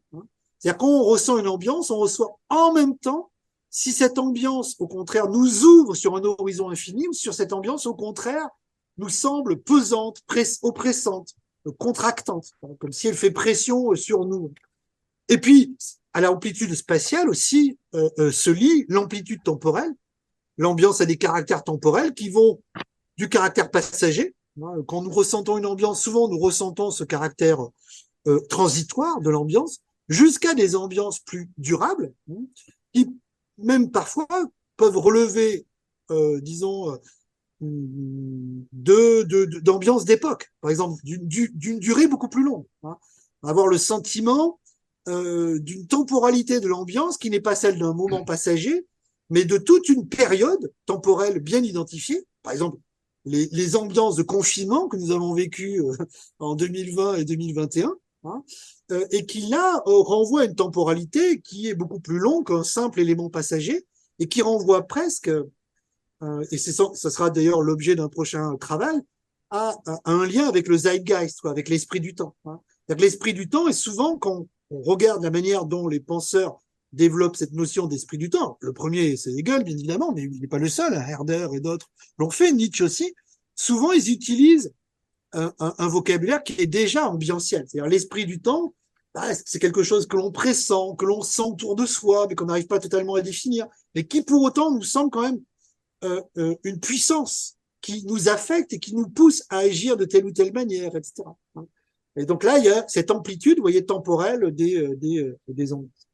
Alors, mon dernier point va être le suivant.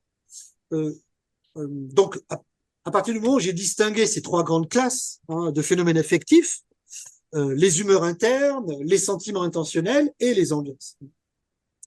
Je dirais que dans la littérature philosophique et théorique consacrée aux ambiances, il y a quand même une tendance dominante qui est de dire que, au fond, les ambiances, ce sont des humeurs. C'est-à-dire de ramener les ambiances à la première classe et de contester l'originalité ou l'autonomie de cette troisième classe de phénomènes en indiquant que ces phénomènes d'atmosphère sont, au fond, des humeurs qui ne se connaissent pas comme humeurs. Alors, comment cela pourrait-il se faire? Pour la raison suivante que l'on a déjà rencontrée, qui est la théorie de la projection. En fait, que serait une ambiance? Une ambiance, ce serait une humeur interne, une sensation interne, de plaisir ou de peine, et puis avec toutes ces variantes possibles, qui serait projetée dans la situation externe sans que le sujet se rende compte de cette projection. Donc en fait, l'ambiance ne serait rien d'autre que cette humeur, plaisante ou déplaisante, triste, mélancolique ou autre, mais qui n'a pas d'objet, qui n'a pas d'objet. Il ne s'agit pas d'être en colère contre quelque chose. Il ne s'agit pas d'être joyeux parce que l'on sait qu'on va, je sais pas, aller boire un verre avec des amis à la fin de la journée. Non, c'est pas de ce type-là. Mais l'ambiance, ce serait ces sortes d'humeurs vagues, d'humeurs mal définies, qui relèveraient de ces dispositions affectives corporelles, qui auraient tendance à, c'était l'expression que Mendebiran employait dans son journal, à teinter le monde autour de nous. Et en fait, l'ambiance, ce serait le résultat de cette teinte, ou de cette teinture affective, cette coloration affective des humeurs. Donc, je dirais que dans les études atmosphériques contemporaines, tout en soulignant le caractère affectif des ambiances et des atmosphères, et comment pourrait-il en être autrement, puisqu'on l'a vu, toute ambiance est nécessairement, au fond, une présence affective d'une situation, il y aurait quand même tendance à, sur un modèle là encore causaliste, je le remarque, de dire que il faut aller au-delà simplement de la manifestation des ambiances et comprendre le mécanisme causal qui provoque cette ambiance. Ce mécanisme causal ne serait rien d'autre que la projection d'une humeur interne dans la situation externe, dans l'ambiant. Au fond, l'ambiance serait l'humeur devenue ambiante, l'humeur qui se répandrait dans le monde alentour et qui colorerait ce monde alentour et qui nous ferait prendre conscience de la teinture affective de cette situation, alors qu'en fait, cette situation ne serait rien d'autre que le moyen pour cette humeur de s'extérioriser. Alors bien évidemment, cette théorie est souvent séduisante, mais elle affronte quand même une grande difficulté que certains penseurs des ambiances soulignent, et même, par exemple, dans la gestalt psychologie, dans la psychologie de la forme, c'est que lorsque nous ressentons l'affect de situation, donc je reprends la cérémonie dans l'église comme solennelle, pour nous, c'est bien quand même le moment, l'ici et maintenant, la situation à ce moment-là dans cette église qui est solennelle, et on n'a pas l'impression que c'est notre humeur de solennité qui tout d'un coup se répandrait dans l'église pour lui donner ce caractère solennel ou sacré.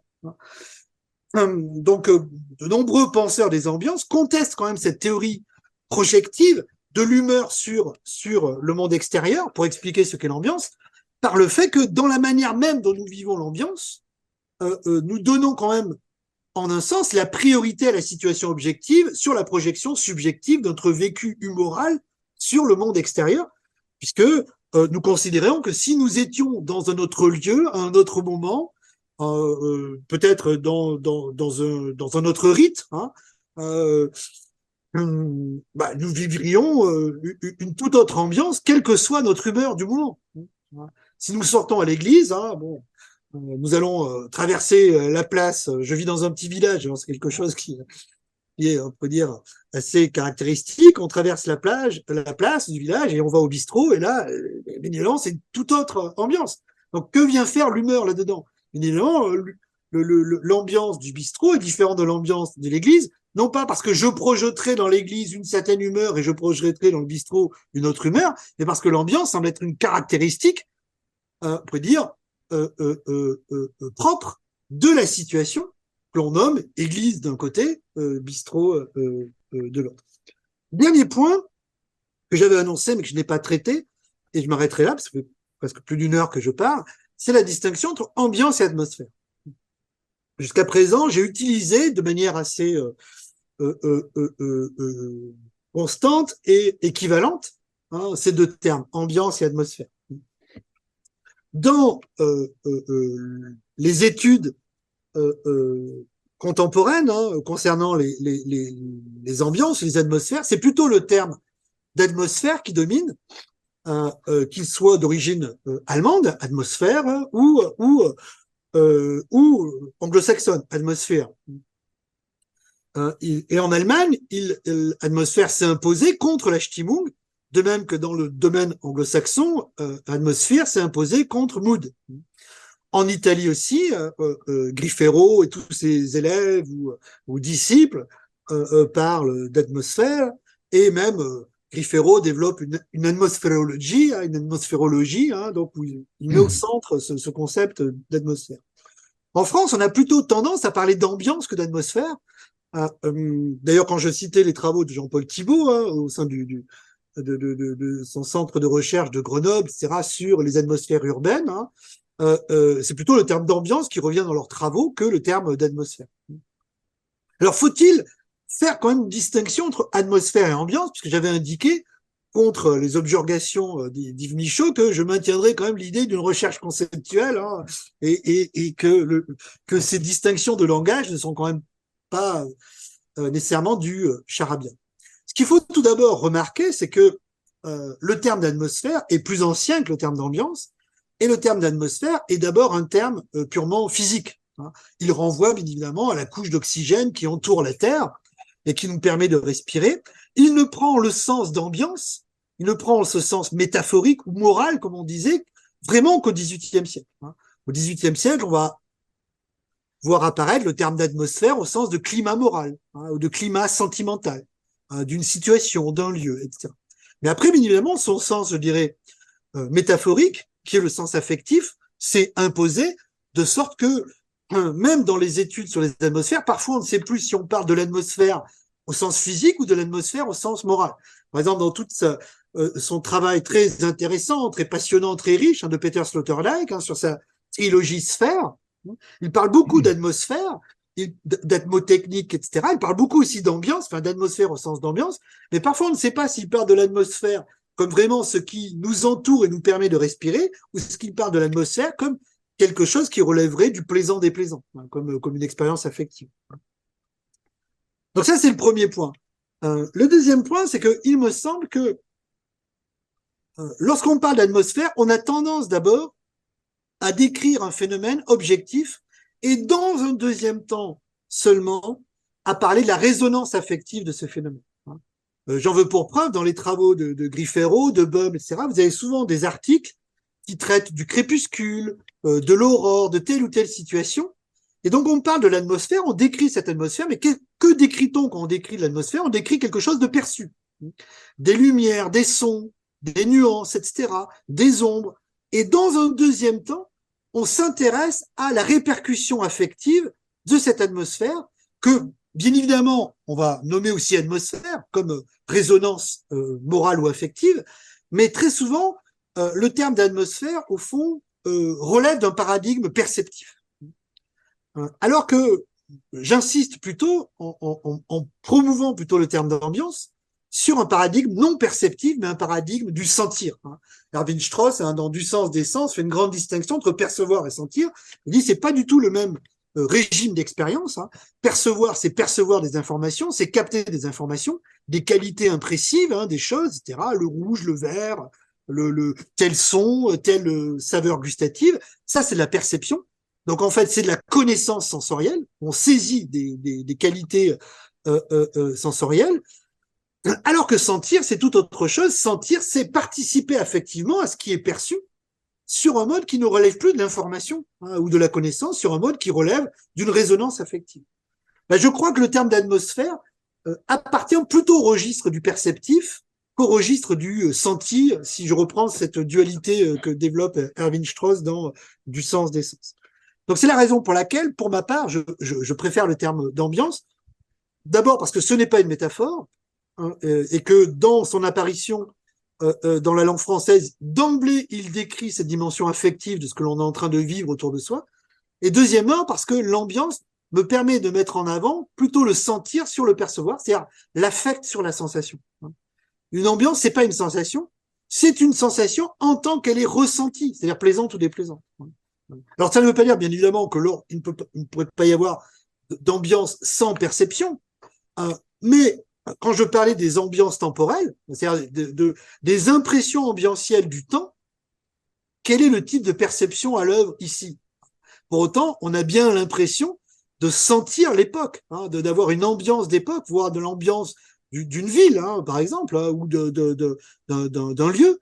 Et dans ce cas-là, je crois que l'élément perceptif joue peut-être un rôle comme base de l'expérience, mais la spécificité même de l'expérience ambientielle a peu de choses à voir, au fond, avec la perception.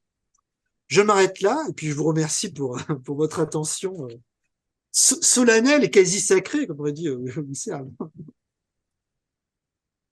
Solennel ni Merci à vous sacré. tous et à vous toutes. Je vois que François aimerait poser la première question. C'est ça, François, tu veux? Oui. J'aimerais poser une question, mais pas forcément la première, hein. Vas-y, vas-y. Je ne veux pas plomber l'ambiance, hein. Moi, j'en aurais une aussi juste après toi, mais vas-y. En fait, j'ai 1000 questions pour Bruce. D'abord, je voudrais dire mon admiration plus générale pour ton travail philosophique, mais aussi, je trouve absolument passionnant la manière dont tu as travaillé sur des objets tout à fait oubliés ou originaux, comme les motels, comme Las Vegas, et justement allant vers le quotidien. Et ça, c'est aussi bien par des écritures très originales, littéraires et philosophiques. Donc ça, c'est d'abord, je voudrais dire d'abord cela, et aussi j'ai énormément aimé ce livre donc sur l'ambiance. Et donc bon, j'ai 1000 questions, mais je vais je vais en poser trois, et tu réponds à celle que tu veux, bien sûr, hein. Alors chacun en a ses ambiances aussi en background, quoi. Et pour moi, ce que tu dis aussi renvoie beaucoup à la musique, parce qu'il y a une dominante spatiale dans ton approche. Et je voulais te demander dans quelle mesure la réflexion musicologique peut être pour toi une inspiration. Bon, il y a une cinquantaine d'années, c'est Armory Schaeffer qui a commencé à parler des soundscapes, hein, des paysages. Enfin, on traduit ça par paysages sonores, mais Oui. bon, c'est pas forcément la meilleure traduction, mais enfin bref. Et que plus généralement, depuis effectivement une cinquantaine d'années, les sound studies ont beaucoup travaillé sur ces notions d'ambiance. D'ailleurs, entre parenthèses, je crois que Yves Michaud travaille un peu sur les rêves parties à Ibiza aussi, que sur les ambiances sonores, mais enfin, c'est pas forcément celle auquel je me référerais. Mais bon, ça va jusqu'à aujourd'hui. Il y a des gens comme Maki Solomos aussi qui travaillent sur ces notions. Alors, lui aussi, il intègre la notion de milieu, hein. Il discute sur paysage sonore, ambiance, atmosphère et milieu, hein, rejetant la notion d'environnement, hein. Bref, donc c'était juste pour savoir si cette réflexion musicologique peut être voilà, aussi un élément fort dans l'approche de ces concepts-là. Alors, ma deuxième et troisième question, c'est un peu plus technique, ou c'est par rapport à la philosophie. Ton travail sur le quotidien, est-ce que tu ressens une affinité aussi avec tout ce courant qui travaille sur l'ordinaire en philosophie? Voilà, c'était une question. Et puis, dernière question, et encore une fois, tu réponds seulement à celle que tu veux. C'est pourquoi concept? Pourquoi as-tu besoin de concepts? C'est-à-dire, malgré tout, surtout, bon, venant de la phénoménologie, où on travaille beaucoup en philosophie en première personne, et où cette notion d'ambiance implique de l'immersif, bon, un mot qui est Oui. devenu un cliché aujourd'hui, tout est immersif, il faut que toute expérience soit immersive, mais malgré tout, voilà, comment tu justifies ton ambition d'une certaine extériorité ou d'une certaine universalité qui est impliquée par le concept, à moins d'employer la notion de concept flou comme Wittgenstein, de dire au fond, voilà, les définitions sont quand même très approximatives, les définitions au sens de limite. Voilà, pourquoi concept? Voilà, bon, voilà, c'est trois premières questions. Ben, je vais essayer de répondre aux trois. Je vais partir de la dernière. Euh, mais parce que déjà, je crois que même les notions ordinaires sont déjà des concepts. Il y a que déjà le langage ordinaire conceptualise. Donc, le travail philosophique n'est pas quelque chose qui arriverait après coup, au-dessus de la langue ordinaire et qui la malmènerait, l'obligerait à passer à la généralité, à l'universalité, niant sa singularité. Bah, les notions sont déjà les simples notions sont déjà des concepts, c'est-à-dire sont déjà des précipités chimiques de toute une histoire sémantique qui s'est condensée dans cette notion. Quand le terme d'ambiance apparaît chez les littérateurs symbolistes en France, pour eux, ça apparaît d'emblée comme une réponse à la notion de milieu. Donc, dans cette notion d'ambiance, ils font valoir, vous voyez, le suffixe ans renvoie à une nuance conceptuelle qui est celle de l'atténuation, de la douceur, etc. Donc, il y a contre le caractère rigoureux du milieu, chez Zola, chez Comte, etc. Donc, en fait, je crois que les notions sont déjà des concepts. Donc, travailler un concept, ce n'est pas avoir cette attitude de surplomb, comme dirait Merleau-Ponty, hein, de point de vue de Sirius, on arriverait par-dessus, on verrait tout. Non, en fait, les concepts, ils sont déjà intriqués dans les notions les plus ordinaires. Alors, les concepts, ça reste quand même un travail conceptuel, la philosophie, parce que ça reste quand même un travail où on essaie quand même de cartographier des notions, leurs liens, leurs transitions, des transferts de sens de l'une à l'autre. Et ensuite, ces notions, enfin ces concepts, ce sont aussi des forces. Ces concepts, lorsqu'on le comprend, ils nous amènent à penser autre chose, etc. Donc le concept, c'est pas une généralité abstraite ou vide. Non, le concept, moi, je le vois vraiment comme une forme et une force. Et dès qu'on est dans cette logique conceptuelle, et je le vois dans mon propre travail sur les ambiances commencé déjà en 2012, ben, il y a plein d'idées, il y a plein de réflexions qui me viennent, comme s'il y avait une logique interne de cette conceptualité qui me poussait à aller plus loin dans la recherche. Tiens, j'entends bien, mais par exemple, tu vois, là, je repense à la distinction que fait Sartre, qui refuse la notion de concept, au Oui, profit de notions précisément, en disant, voilà, les concepts, ils sont voilà, éternels, alors que la notion, elle implique le vécu, elle est toujours en situation. Voilà. oui, Oui, oui, oui. si je peux Ah, si je peux intervenir, oui, Bergson dit ça aussi un petit peu à sa façon, hein. C'est le concept contre le continu, puisque tu as parlé beaucoup du continu. oui, oui, c'est Le vrai. concept s'oppose au continu. Oui, mais la durée, c'est bien un concept. Donc, Oui, c'est le concept du continu, hein. après, je dirais, il y a concept et concept. Il y a concept analytique, Bien et sûr. puis concept phénoménologique, etc. Donc, il faudrait distinguer la manière dont on comprend les concepts. Et moi, je les comprends plutôt à la manière de Deleuze. C'est-à-dire, les concepts, ce sont des outils pour nous faire, nous faire penser ceci ou cela. Alors, bien Bon. évidemment, il y a un élément de généralité, mais cette généralité n'est pas nécessairement un attentat contre la singularité descriptive, etc. Bon. Alors, oui, ben voilà, quotidien, ordinaire, là, on a deux notions. Moi, je suis plutôt. Alors, c'est intéressant parce que j'ai vu le dernier numéro de la revue Communication qui porte sur le quotidien. Et j'ai vu qu'il y avait beaucoup de philosophes analytiques, hein, Christiane Chauviré et Sandra Logier, qui parlent du quotidien alors que pendant longtemps, on parlait que de l'ordinaire. Je me dis, tiens, en fait, les partisans de la pensée de l'ordinaire, hein, d'inspiration d'Austin, de Wittgenstein, etc., de Stanley Cavell, commencent à s'intéresser au quotidien. Moi, je ne vois pas vraiment d'ailleurs d'opposition entre les deux notions. Moi, j'ai parlé de quotidien parce que Husserl et un de ses élèves, Alfred Schütz, hein, s'intéressant au monde de la vie, avait commencé à parler donc de Alltäglichkeit, donc de la quotidienneté, etc. Et c'est un concept qui me semblait plus vaste que l'ordinaire, Parce que l'ordinaire, pour moi, relève d'un jugement de valeur.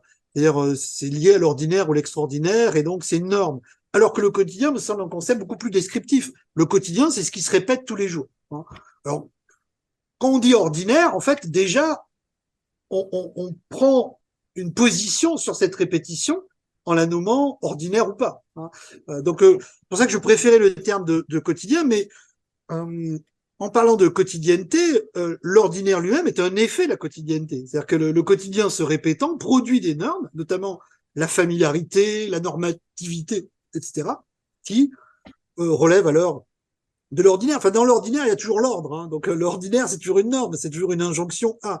Dans le quotidien, il y a quelque chose de plus général. Mais déjà, dans ce travail sur la quotidienneté, je mettais justement en avant l'atmosphère de quotidienneté. C'est-à-dire le fait que le quotidien, me semble-t-il, était déjà mu par une logique de la réassurance du rapport au monde, c'est-à-dire par des stratégies de mettre sous les ténoirs l'inquiétude qui nous traverse quand nous sommes en relation avec autrui ou avec le monde, et que le quotidien était un ensemble de stratégies plus ou moins conscientes pour stabiliser, sécuriser notre rapport au monde et donc créer une atmosphère de certitude, de familiarité que Husserl l'a nommé urdoxa, une sorte de croyance originaire dans le monde, mais qui, me semble-t-il, n'est pas si que cela, si originaire que cela. Elle est plutôt le produit d'une adaptation et d'un travail anthropologique, ce que Alfred Schütz, élève de Husserl, avait bien vu. Alors, oui, sur la musique, c'est une question très intéressante. Alors, tout à l'heure, quand je distinguais, au fond, percevoir et sentir, sensation et affect, il va de soi que c'est une distinction, là aussi, c'est une distinction de pensée, mais en réalité, les sensations elles-mêmes sont porteuses de résonance affective. Donc, bien évidemment, un son, je n'entends pas un son, quand j'entends un son, je n'entends pas simplement son intensité ou même, je dirais, sa tonalité, au sens même musical du terme. J'entends aussi d'emblée le caractère plaisant ou déplaisant de ce son. Hein. Il y a des sons stridents, il y a des sons agaçants, il y a des sons plaisants, etc. Et donc dans ce cas-là, bien évidemment, je dirais les sons comme les odeurs, c'est ce qu'avait vu le psychiatre Tellenbach hein, dans son livre sur goût et atmosphère, les sons et les odeurs sont des régimes sensoriels très atmosphériques ou très ambientiels, hein, plus que la vue qui, au fond, repose sur une dualité, sur une distance du vu et du voir, alors que le son, comme l'odeur, quand je parlais de cette fusion, de cette participation dans le sentir et dans l'ambiance, évidemment, les sons et les odeurs ont, je dirais, une puissance ambientielle beaucoup plus grande. Alors, j'en ai un petit peu traité dans le livre que j'ai écrit sur les aéroports, hein, qui s'appelle En escale, hein, où il y a tout un chapitre sur Brian Eno, qui est l'inventeur de ce qu'on appelle ambient music, la musique ambiante, et notamment ce qu'il avait appelé Music for Airports. Et donc, il y a tout un petit chapitre sur la musique, enfin, sur l'ambiance sonore des aéroports et sur le type d'ambiance hein, d'ailleurs, que la musique ambiante, enfin, celle de Brian Eno, hein, je connais moins d'autres courants, mais Eno, ce qu'il a appelé d'ailleurs au départ plutôt musique discrète, hein, discrete music, et ensuite il a appelé ça ambient music, mais music for airports, music for films, etc.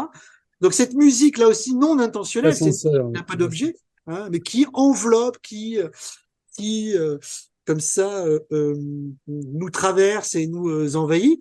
Et je crois effectivement, bon, les soundscapes, etc. David Toupe a écrit aussi de belles choses hein, sur cette notion de musique d'ambiance. Même dans l'histoire musicale, on voit déjà chez Satie, puis ensuite chez Cage et chez d'autres, l'idée que la musique n'est pas que la musique jouée par l'instrument, mais que c'est la situation elle-même qui est musicale, c'est-à-dire la réception par le public, etc. Ce qui fait que, je dirais, dans l'art contemporain, qui va aussi vers une esthétique atmosphérique ou ambientielle, à travers les installations, multimédia ou autres, la musique joue un grand rôle, notamment dans les installations. On voit bah, chez Cage,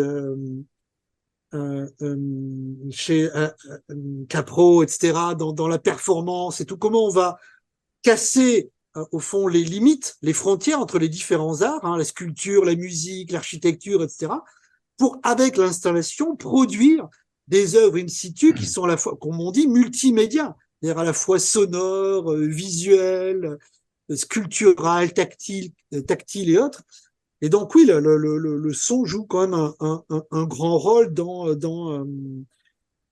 même le silence d'ailleurs. Enfin, le silence est très atmosphérique lui-même en un sens. Enfin, puisque un lieu silencieux ne dégage pas tout à fait la même atmosphère qu'un lieu bruyant ou un lieu où il y aurait des murmures, etc. Oui, donc je crois qu'il y a une puissance de certaines sensations, notamment olfactives et sonores, hein, qui sont des grandes pourvoyeurs d'ambiance. Oui. Et d'ailleurs, les créateurs d'ambiance eux-mêmes font un usage souvent continuel de ces médiums-là et les utilisent pour produire hein, ces paysages sonores ou autres. Je vais donner la parole à Ruth là, qui souhaite Oui, t'interroger. Si tu as fini de répondre à François, puis après, je ferai circuler. Merci. Ruth? Merci beaucoup. Tu veux pas avant moi, toi, Bruno? Non, non, vas-y, vas-y. Je parlerai après, Merci. je parlerai après. J'ai Merci. tendance à trop parler. Et moi, j'aurais deux questions, en fait. D'abord, merci beaucoup pour cette excellente communication, vraiment. Euh, En fait, on est toujours dans une ambiance. C'est une question, hein, en fait. On est toujours dans une ambiance. Ça, c'est ma première question, ou si vous voulez, une remarque. Et ma deuxième question, c'est que vous avez parlé de trois grandes catégories. Donc, la première, c'était la projection de l'humeur sur l'environnement, sur l'ambiance. La deuxième, c'était les convergences des deux. Et la troisième, c'est qu'il y a aucune relation entre les deux. Mais moi, je pose la question, est-ce qu'il n'y a pas une quatrième catégorie où c'est uniquement donc l'environnement et l'atmosphère qui va influencer le sujet? Et je prends comme exemple des moments dans l'histoire qui ont été très graves, comme par exemple la Shoah, ou comme par exemple le confinement qu'on vient d'avoir. Est-ce que ça va pas être le contraire? Et c'est là que, en fait, on aura l'ambiance qui va être qui va projeter le sujet où où ensemble on va avoir en fait une humeur collective.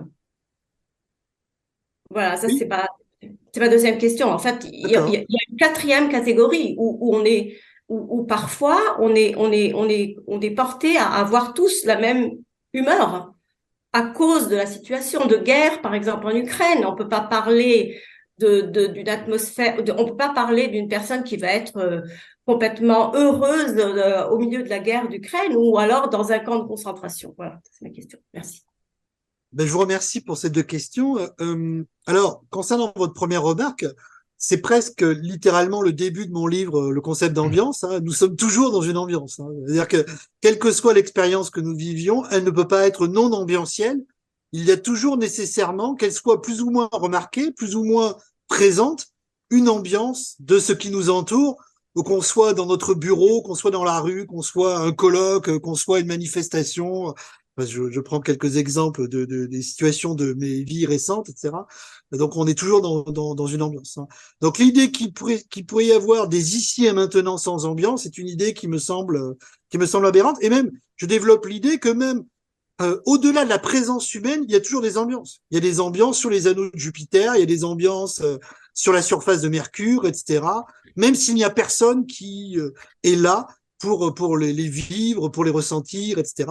Et lorsque les hommes disparaîtront, j'espère le plus tard possible, il y aura encore des ambiances. D'ailleurs, c'est souvent l'un des thèmes de la science-fiction que de décrire le monde après nous. Il y avait un documentaire assez intéressant publié il y a une dizaine d'années, il s'appelait Le monde après nous, et on voyait donc l'humanité a disparu, et au bout de 5 minutes, au bout d'une heure, au bout d'un jour, au bout d'un mois, au bout d'une année, puis on voyait l'évolution. Que voyait-on? On voyait des ambiances différentes, enfin des atmosphères différentes. Hein. Au début, on trouve ça lugubre, et puis après, la nature recouvre tout, etc. Alors, oui, concernant les trois catégories, en fait, ce que vous indiquez, je la mettrai dans la première catégorie. Dans la première catégorie, je n'ai parlé que de la projection, mais bien évidemment, le modèle complémentaire, c'est l'introjection. C'est-à-dire que, au lieu que ce soit notre humeur qui soit projetée dans l'environnement, c'est notre environnement qui détermine un sentiment, mais on est encore dans le modèle de l'ajection. Au fond, il y a trois modèles. Il y a l'ajection, projection ou introjection. Il y a la conjonction, le mélange des deux, où on ne voit plus ni la projection ni l'introjection. Et le troisième modèle serait au fond un au-delà de l'ajection et de la jonction, hein, sans trop jargonner, c'est-à-dire l'idée que l'ambiance sera un phénomène tout à fait autonome, où on ne verrait pas, tel qu'on le décrit du point de vue phénoménologique, ni de projection, ni d'introjection, ni même le mélange des deux. Hein. Mais effectivement, on peut tout à fait comprendre les ambiances comme la puissance des environnements. Là, je suis en train d'écrire le tome 2 et je m'intéresse beaucoup à un artiste français et anglais qui s'appelait Loutherbourg, qui était un peintre de paysage du XVIIIe siècle et qui est parti à Londres, bon, parce qu'il était un personnage un peu trouble, un peu bizarre, etc. Donc il a abandonné femme et enfants à Paris, il est parti à Londres, et puis à Londres, il travaille dans les théâtres et il a créé une sorte de dispositif immersif qu'il appelait l'eidophysicon. Et cet eidophysicon, c'est de créer des environnements, par exemple des tempêtes, des paysages marins, qui doivent provoquer chez les individus des humeurs ambientielles, etc. Et donc, quand il essaie de vendre son dispositif, l'eidophysicon, hein, c'est au même moment où apparaissent les fantasmagories et les panoramas, à la fin du XVIIIe siècle en Angleterre et à Paris. Et donc là, d'ailleurs, on a une esthétique ambientielle naissante, hein, des gens qui commencent à s'intéresser à l'effet de l'entour. Hein. Il faut produire des entours, hein, des panoramas de 360 degrés pour produire ce sentiment d'immersion, cette atmosphère d'une ville ou d'un paysage. Lutherbourg, dans les lettres au directeur d'un théâtre de Londres, à Drury Lane, hein, lui dit, voilà, il faut que il y ait, c'est un effet du tout ensemble. C'est-à-dire, je vais créer des tableaux qui vont produire des effets sur les individus. Bon, là, on est dans un modèle introjectif. C'est-à-dire, il y a un environnement puissant, une tempête, un naufrage. Il y avait par exemple Lutherbourg, un des panneaux, c'était l'explosion de l'Etna, du Vésuve, je me rappelle plus. Et donc là, il y a une ambiance très particulière. D'ailleurs, sur Viveo, vous voyez, il y a des artistes anglais qui ont essayé de recréer l'eidophysicon. Hein, et donc, alors il y avait du son, des musiciens, etc. Et donc, c'était des grands tableaux animés avec des effets de lumière, etc. Un peu l'ancêtre du cinéma, hein, qui créait. Et Lutherbourg dit, c'est ce qu'il faisait déjà dans la peinture de paysage, hein, c'est voilà créer des environnements artificiels qui produisent une humeur chez l'individu. Voilà. Alors bien évidemment, il peut y avoir des environnements beaucoup plus inquiétants, beaucoup plus terribles hein, qu'une simple tempête. Hein. C'est comme l'avait déjà remarqué Lucrèce dans De Natura Rerum, ben, si on est au bord du précipice, bien évidemment, hein, soit Veni Mani Magno, hein, on risque rien, on peut profiter du spectacle, sachant qu'on est en sécurité. Mais c'est étrange que vous parliez, enfin pas étrange, mais j'avais consacré il y a une dizaine d'années un séminaire à l'expérience concentrationnaire. Je m'étais intéressé à ces questions-là, de la question des situations extrêmes hein, et de la manière dont, à partir des récits des rescapés, dont elle est vécue. Hein, euh, et bien évidemment, les atmosphères sont très puissantes, notamment parce que le camp était souvent organisé pour créer une atmosphère d'absurdité totale. Pas simplement d'ailleurs de violence, enfin, bien évidemment la violence était présente, mais aussi l'irrationalité même du fonctionnement du camp, qui déstabilisait totalement les personnages. Primo Levi raconte que un jour on leur demande de déplacer des barres de fer d'un endroit à un autre, et le lendemain on leur demande de le redéplacer au même endroit, enfin, sans aucune explication, etc. Donc il y avait une manière de dérégler l'expérience sensorielle en créant des ambiances d'absurdité qui souvent étaient presque plus mal vécues par les individus que la violence elle-même. Lévy, je crois que c'est dans La Naufragée, dit que l'événement pour lui le plus traumatique hein, dans son expérience des camps, c'est un match de football entre les SS et les capots devant les cheminées. Hein. Parce que là, il y a une atmosphère d'étrangeté et d'absurdité totale. C'est-à-dire, comment peut-on faire un match de foot devant ces usines de mort, alors que l'on sait que des milliers de personnes ont été à la mort, et de donner une sorte de pseudo-atmosphère de quotidien ou d'ordinaire dans un environnement qui ne l'est absolument pas. Donc il est bien évident qu'il y a des situations historiques qui ont une présence atmosphérique très très très très forte et dont souvent les témoins racontent. Hein, c'est plutôt cette atmosphère-là hein, qui les retient. Alors, bien évidemment, il y a des détails, etc. Mais Lévy était très très très soucieux de décrire ces atmosphères d'absurdité. Je prends brièvement la parole. Si ça va, Ruth, je peux continuer? Oui, oui, ça va.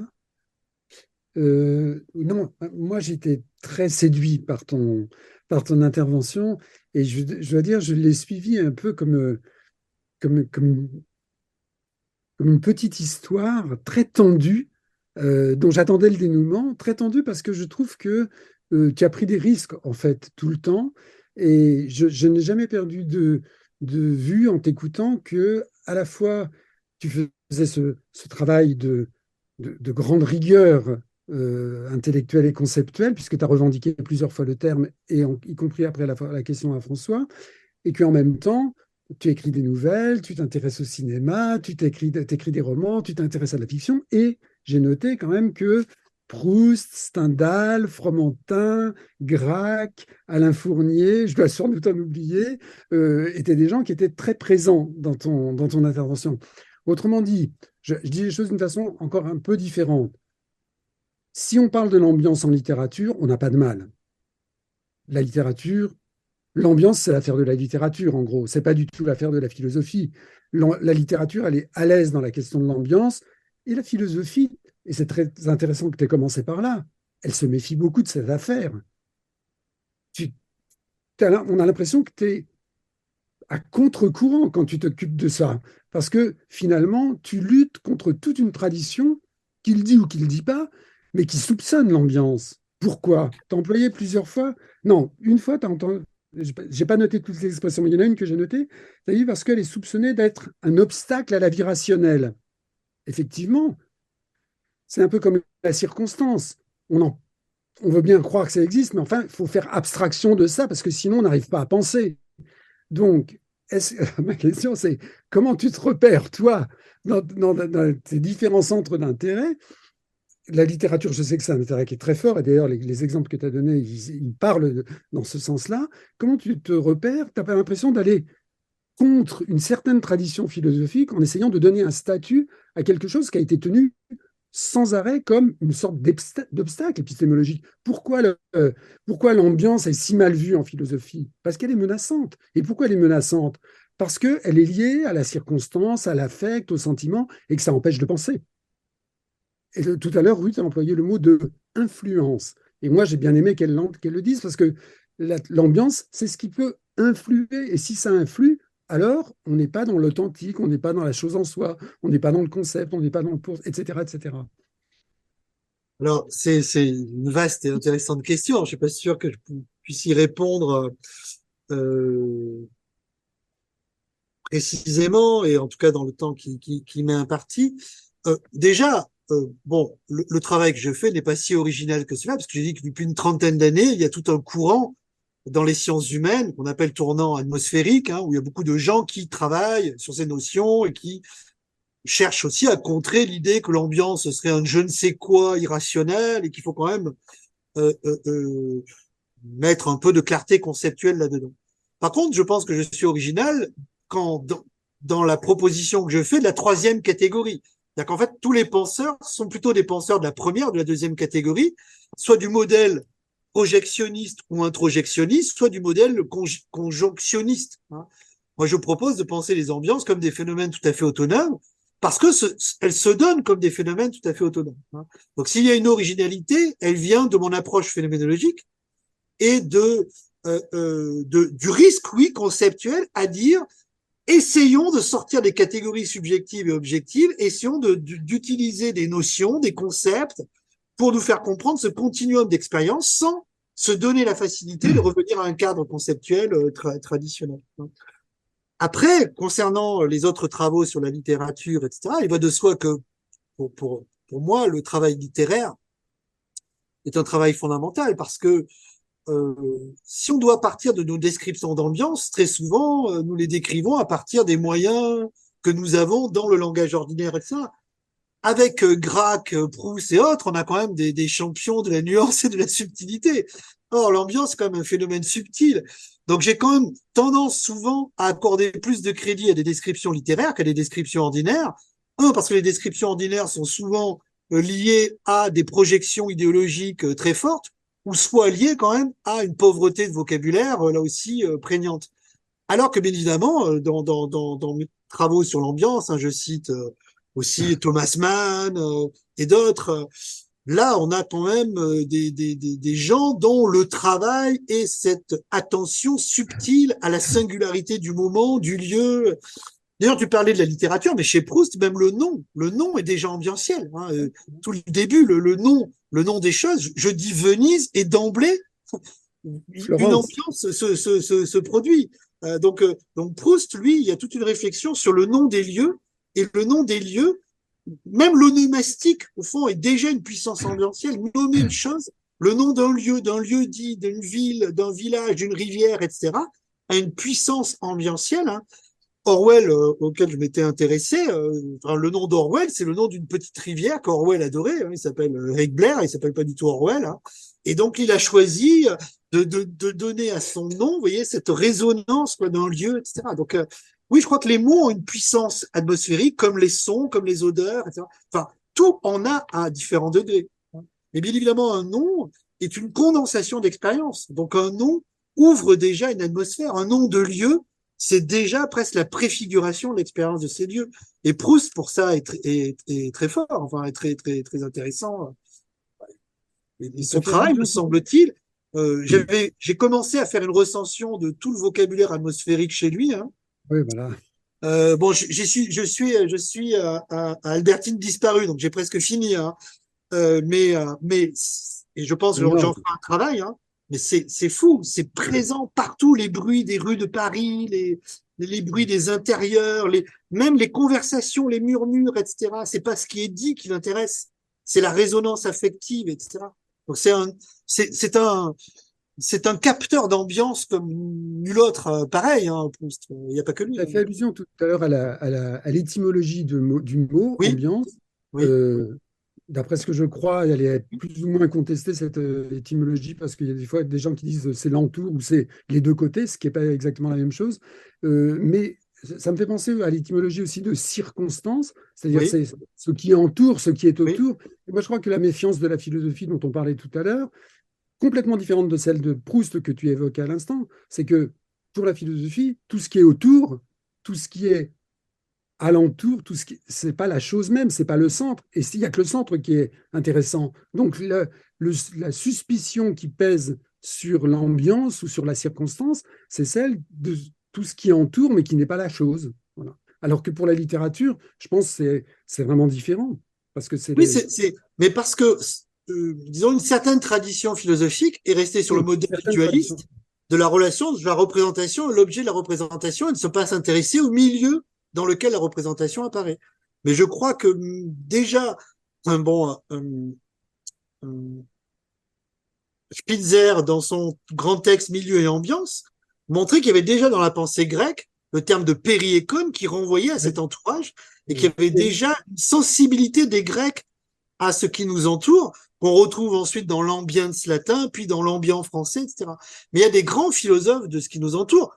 Nietzsche, par exemple, est obsédé par le milieu, par ce qui l'entoure, d'où son choix obsessionnel des lieux de vie, ouais, des lieux de villégiature.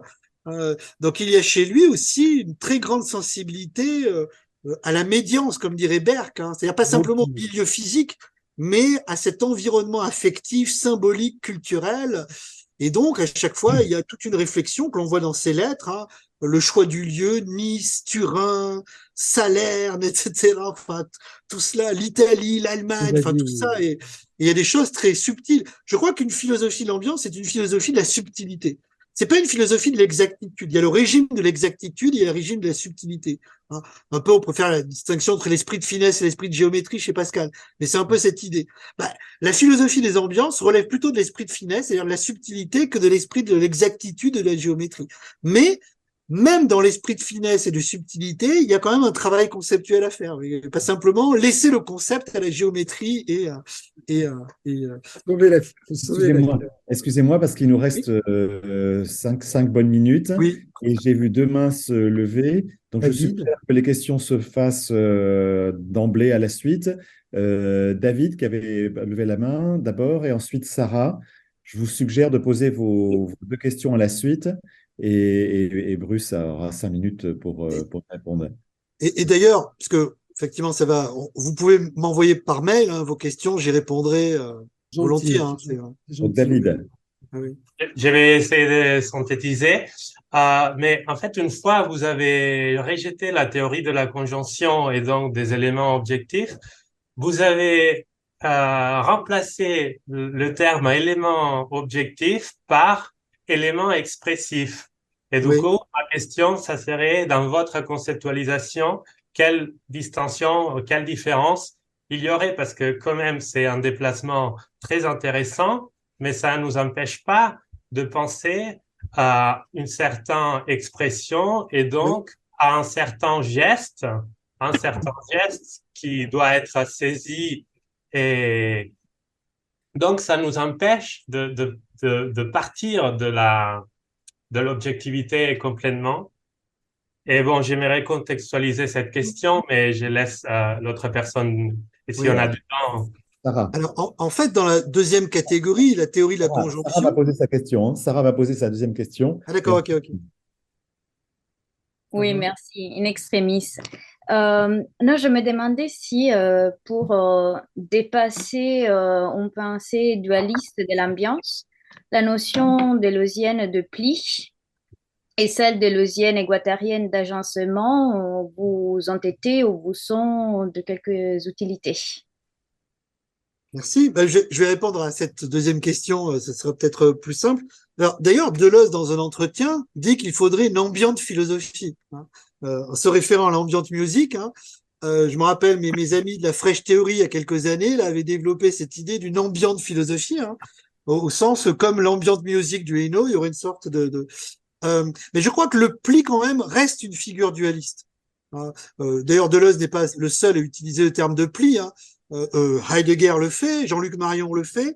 Je crois que dans le pli, il y a quand même l'idée, ce sont des modèles, vous voyez, du dépassement impuissant du dualisme. C'est comme l'entrelac, le chiasme, etc. C'est pas encore des concepts du continuum.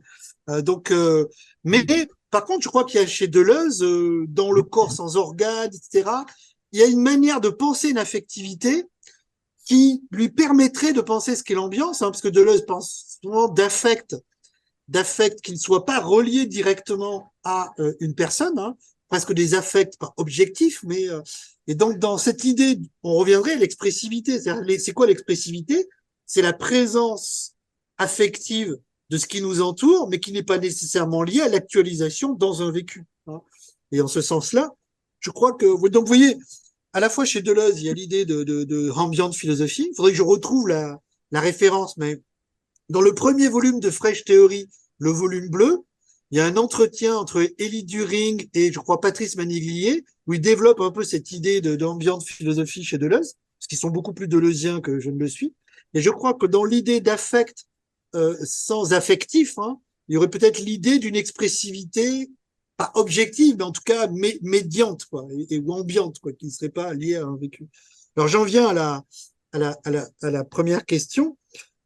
En fait, ce qui me gêne dans le modèle de la conjonction, c'est pas la manière dont ils décrivent. Ce qu'ils décrivent, je l'ai dit, ils décrivent, me semble-t-il, de manière correcte ce qu'est une ambiance.